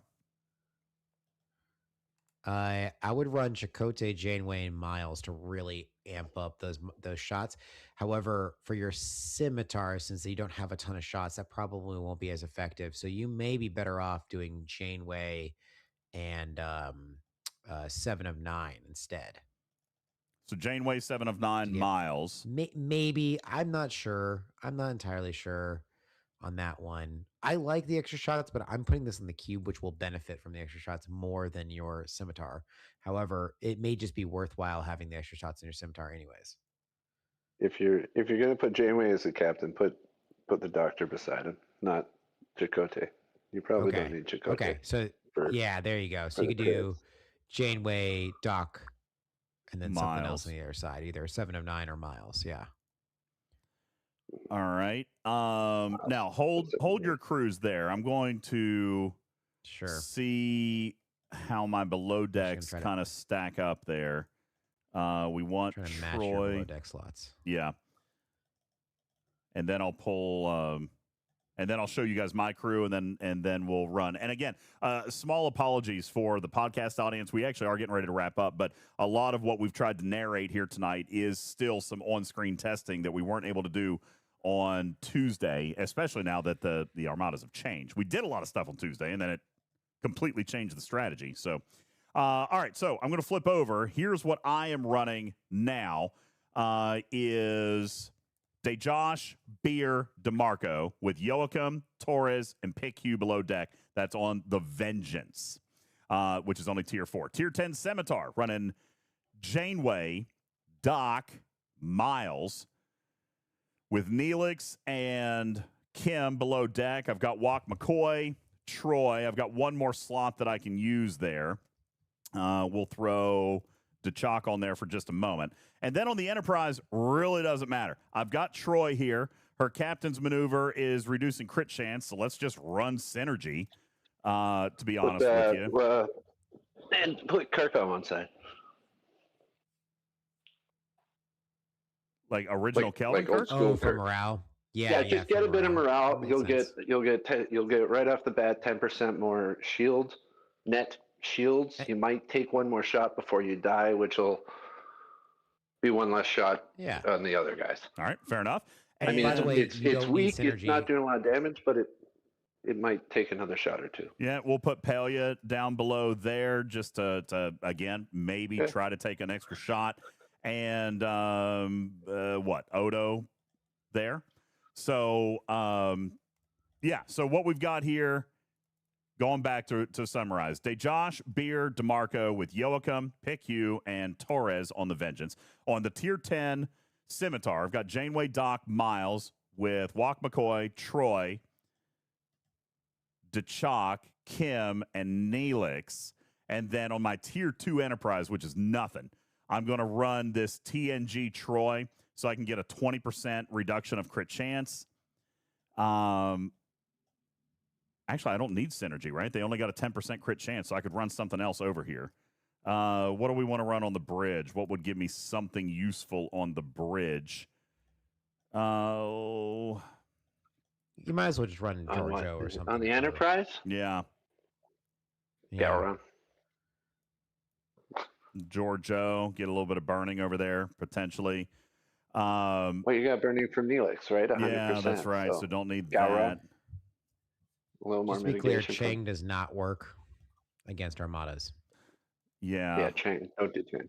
Con, potentially, if it survives long enough. This is a little bit kind of a throwaway crew here. I do have Vielle available, but I don't need her on the other two ships. So I could throw Vielle here and just get a little extra. No, I don't need Vielle and Con. So let's go back to Odo. I wonder. Did you change all your like fleet commanders and stuff for Armadas? Yes, I think Vielle might be better than DeChalk. I'm going to put Vielle in place of DeChalk here. If you're not going to cloak, definitely put Toli on there. On which one? On your Enterprise E. Toli, okay. In place of Con, we can do that. If you're not going to cloak with a ship, any ship, definitely put Toli on there because at least that will give you some benefit more than Con will. Okay, and the reason we're saying that is Toli is going to decrease mitigation stats by 1,100% of defense, stacking. Sadly, defense is my weakest, so I'm actually probably going to stack some defense here. Right. I mean, it's not going to be a ton. It's not going to be a crazy amount extra, but it's probably better than the actual damage that you'll do with that Agreed. Tier 2 ship. We'll leave Pelia. We'll run a defense officer there, right there. Okay. So now I do want to point out that I have done all of this testing without proper forbidden text and chaos text. So this is actually this could be better with you guys running proper stuff. I'm running PvP on the Vengeance, and the Scimitar has nothing. So there is definitely something to be said for the chaos tech and forbidden text as well. I'm not going to swap those for right now. Yeah. Okay. You want me to? I was going to say, do you have the chrono deflector? I do. At least for the Vengeance. All right. So Vengeance, chrono deflector. We'll flip that over here. I'm not going to, let's see. Yeah. Okay, and since you don't have quantum slipstream, don't worry about the FTs for now. Okay. So chrono deflector just for here. While you're doing that, I will say another FT that may help people, especially if you don't have the quantum slipstream, is Agamis. Well, will still give you boost of rewards. Even though it says hostile, it actually works against Armadas. So the Agamis will give you a little bit extra loot. Crisito, your beard is ugly. I'm just kidding. No, it's not. It is beautiful. It is gorgeous. It is a wonderful beard. I wish that I had a beard that good. I think most men want a beard that You know what? He's making fun of me. He said, he says up here, I can't believe he's running PvP, Forbidden Tech and Chaos Tech on that weak-ass account. You know what? I don't need to hear your crap, Crisito. Okay? I don't need to hear it. Meanie. All right. We're going to run no buffs against the level 72. Is this right? I am so scared and excited for you. All right, we're going to see. If I can do it, anybody can do it. DJ. All right, what? What is wrong with you? You can't. So many things. Lots and lots of things. If I can do it, anybody can do it, okay? This is my last set of directives for the night. Are we going to change anything? No. Here we go. Last run. The Vengeance, the Scimitar, and the sadly pathetic Enterprise E. No boosts. No boosts. No cloaks. I could do a regular fortify. Should I do a regular fortify? Yeah, I'll do a regular fortify. Should probably do something. All right. I'm so That'll help you positive. shield. I'm We'll full bring- of positive energy. You will bring, you know what? We'll bring Fortify and we'll do one Cerritos. I can do a Cerritos too. We'll Cerritos boost there. You can't do a max fort? No, I just ran a max fort. What, you haven't built a second Titan A just for so we can do multiple max forts in the same stream? Wait, that works? That doesn't Of work. course. Yeah, you could. Really? Yeah, I could. It'll use the juice, Yeah. but they don't share a cooldown. I thought they did share a cooldown. No, as long as you got the juice, you'd be able to pop one and then pop the other. Really? Then you'll be out of juice. Can I build but- another Titan? I don't think I can actually build Yeah. another Titan. Let me look. I'm gonna Oh, check. they're in like every event store. Well, I've never built a specialty ship second one. Blueprints are super cheap. I didn't so even. you'd be able to. Yeah, look at that. I didn't know I could do. You could I get didn't know I a could big do that. All right. Well, that's fantastic. Yeah, Voltron says don't talk about it. Okay. Well, anyway, back over to this. Here we go. This is the final test of the night. Drum roll, Drum please. roll, please. That's messed up. It is messed up. And did we get it? I don't think I got it. I did not. Probably not. Womp, womp, womp, womp, womp, womp. How close? That's messed up. Joy of an unmaxed fort.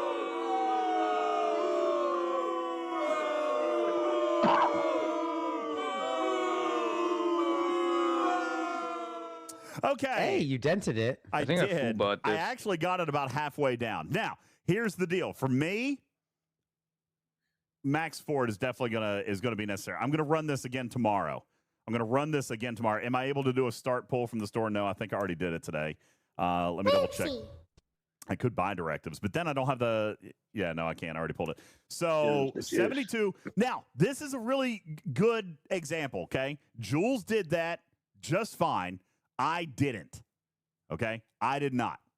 So I'm squishy. So you're in the no, but this is great. You're in the position to do the 595. Yes, that's exactly what I was just getting ready to drive at. When I'm looking at the Maverick tasks, okay, I'm the guy that's going to do the 595 because this is not going to work for me in killing the 72s, not yet. Now, obviously, Max Ford's going to make a big difference. Slipstream going to make a big difference, okay? And honestly, the Enterprise E would probably make a big difference if it was, closer to tier 7, tier 8, tier 9 instead of tier 2. That was pretty much nothing, all right, to be honest with you. So I do have a path forward here. And it doesn't involve me, going ham on the Vengeance. I think that with the Slipstream, I think that with the Enterprise getting stronger, maybe grabbing another tier or two for the Vengeance through native, organic progression. All right. And then a Max Fortify is going to make a big difference. So I do feel like we've got a path forward here, Jules.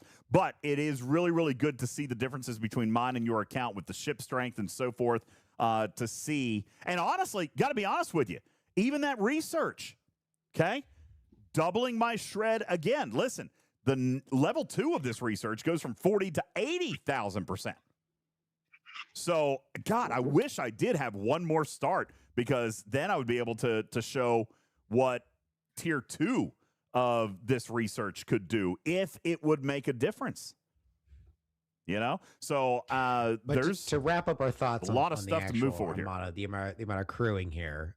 We've shown lots of different crewing techniques. We've shown how to look at crewing suggestions, how to adjust those to fit your account and account type, how to adjust the tech to fit to your account type, and then also just taking a look at where players are at in their account progression versus what target they're being asked to hit from the task. And we've got some strategies here. We do. Finishing the research and getting the extra task will maximize your rewards. And even if you cannot finish the task based on 7 starts, hitting your ops level equivalent, finding ways of punching down, but using different techniques to maximize your rewards, including the 595 method, and also using boosts to help you get up a little bit. So I think we've got a lot of teaching points that we've touched on today. Oh, for sure. And I want to point out, too, Divine is pointing out that I've shown that I cannot hit my level, and you're absolutely right. But there are some additional tools that I can utilize to try to work towards that. I remember when I went to G7, right? And I did not have Seska and Suitor maxed. That was the goalpost at that point. Once I was able to do that, then I was able to participate in what I needed to do. I think we've got a couple of paths forward for myself here, one of which is going to be the second level of that research. Absolutely. And honestly, Cruzito, that would be a great test. Tomorrow, I'll probably do the second level of that research without doing any changes to my ship or crew. Or Riskbreaker suggested that. I'll probably do the second level of that research just to see how that would go. And then we can work on building it up. I'm still like 40 days away from the slipstream, so I can work on that a little bit. Divine says, so the average player can't hit their level. These things are tough, and I think that that's a fair thing to say right now, which is why Jules comes out and says, there's a strategy for the most important task up here. There is a strategy of the 595, and I am going to come back and say that I'm not wildly upset about that. Matters this mirrors what you said at the very beginning of the show 3 hours ago, which is partial progression is better than none. Coming back into this calculator, okay? This calculator is going to be absolutely massive, even if I could only do milestone 5, not only of my solo task, but also of the group task. That is still giving me 10,000 credits. All right? Even at milestone 5 of both of those tasks is giving me 9,900 credits, which is more than enough to fuel the refinery for my core progression and be able to do a little bit of something extra. All right, maybe pull a couple of extra research particles, maybe do a double building or not a double building, but a double research one day. All right. And no, Divine, you're missing what I'm saying. The metric was built. All right. It seems that the metric was built with 1 start per day. But again, partial progression in these top 2 tasks is better than even completing any of the other tasks by a margin of 300%. All right. These top 2 tasks remain the goal. And if you're only able to do 5, all right, 5 milestones of this task, you're still earning double the number of credits that you can earn in any other task. Okay. And you're right, Divine. I accelerated my account 20 days into the future, and I still can't do my 72. Okay. So I am firmly planted in the Jules Verne methodology of the 595 right here. Okay, firmly planted in the 595. And I'm going to have to count on my alliance to also be working that 595 because hitting those, and it's also reasonable to assume that at least some members of your alliance are going to be able to hit their level, right? But again, if you'll look, my math here is only based on milestone 5 completion of both of these. If my alliance stopped right here and didn't do another Armada for the rest of these 3 days, then I'm still earning 10,000 credits. And that is enough to fuel my progression. So when you say that you're expected to hit 1 per day at your level, I mean, that's obviously how the metric was built to max the metric, okay? But we don't need to max the metric on day 1. All right? There does need to be something to work towards. And even milestone 5 is actually more than enough to fully fuel the progression-based items in your store, which is building parts and research every single day. You can do that every single day. And Cruzito points out this really is not a terrible design, especially up front, not being able to hit the full goal on day 1. It would get boring really quick. There needs to be a path to grow, and I think that they've actually captured that here, Jules. But the math, for a change, is not punitive if you don't max it out. And I think that's super important to note, okay?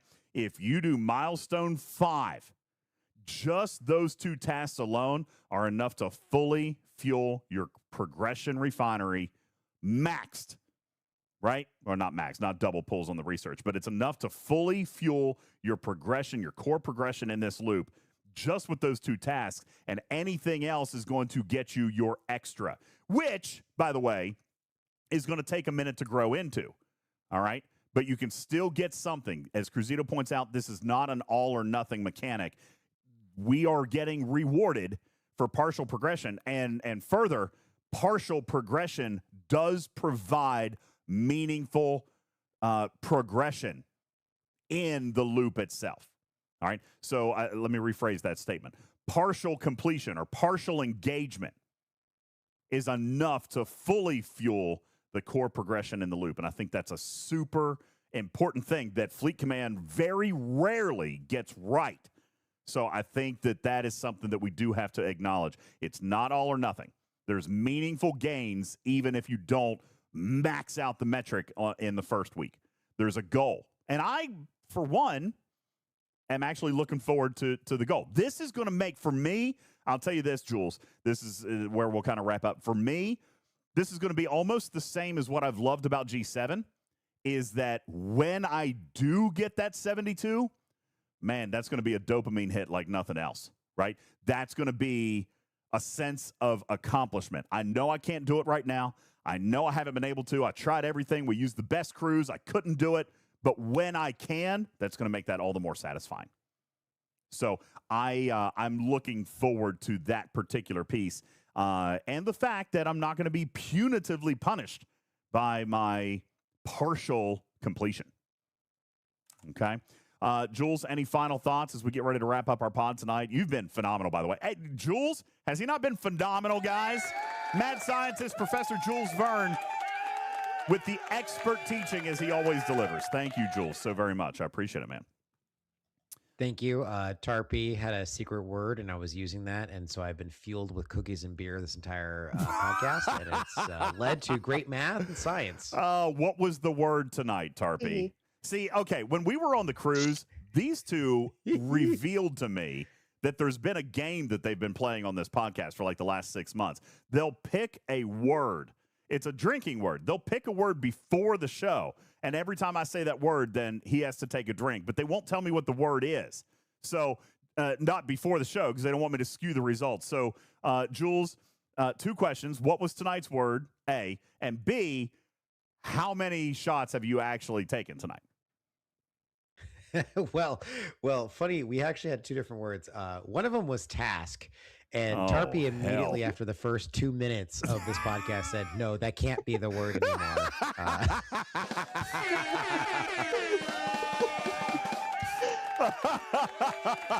One of us needs to be conscious tomorrow. Yeah. Okay. So obviously task was We're was in a the good next 10 minutes. Yeah, exactly.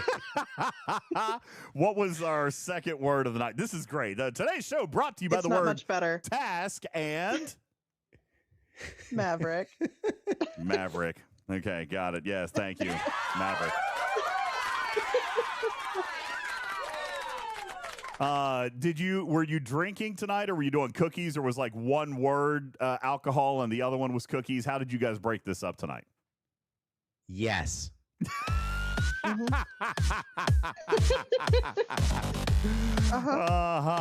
Fantastic. Yeah. No, they didn't want to listen at all, Risk Breaker. Not at all. They were, and apparently this happens every show. Every show, they have drinking words. And I didn't know about this until literally last week. That this is a game. Yeah, Polar Bear wants to know, Tarpy, could you legally drive right now? I wouldn't want to. and at the beginning of this, Strider was actually out playing Magic with a bunch of friends, and I made him walk home. Fantastic. Well, I thank all of you. Thank you, Tarpy, for planning yet another amazing episode. Thank you, Putz, Matters, for your contributions tonight, Destro, and mad scientist Jules Verne. Appreciate it. Executive producer is Tarpy. Visit our website at TalkingTrekSTFC.com or the new and improved UltimatDJz.com. That will get you linked over to our YouTube and our merchandise store, where brand new merch from Candy White is now available for sale, and all of the other wonderful, amazing links that we've got from our website to the various content that we produce, including Studio B, which will be live tomorrow night. We are planning a bonus stream tomorrow where I won't be able to because I just pulled my directive tonight. So tomorrow is going to be Voyager. Tomorrow will be Voyager Across the Unknown. I'll play during the day a little bit. We got Studio B tomorrow night. Sunday, we will do more teaching and more discussion on the Maverick tasks with a special guest, content creator in our content creator showcase. That'll come up this coming Sunday. The schedule for the upcoming week, probably a bonus stream on Monday, in the lab on Tuesday, off Wednesday, Starfleet Academy Thursday, bonus stream Friday, podcast Friday, and we'll see what happens for the weekend upcoming. I'm probably going to have to take a day or two off somewhere. I'm working a lot. My brain is melty. My brain is melty from all these Maverick tasks. Rude. Look, the podcast is over. Doing it now just... I'm just trying to help out. I'm just trying to help out. Thank you, guys. Thank you for being a part of our live studio audience. My name is UltimatDJz, representing Talking Trek, a registered trademark and recorded in front of a live studio audience for distribution across podcast platforms everywhere. I'm your friendly neighborhood cat person saying meow for now. Love you, mean it, everybody. Good night. See you tomorrow. Meow.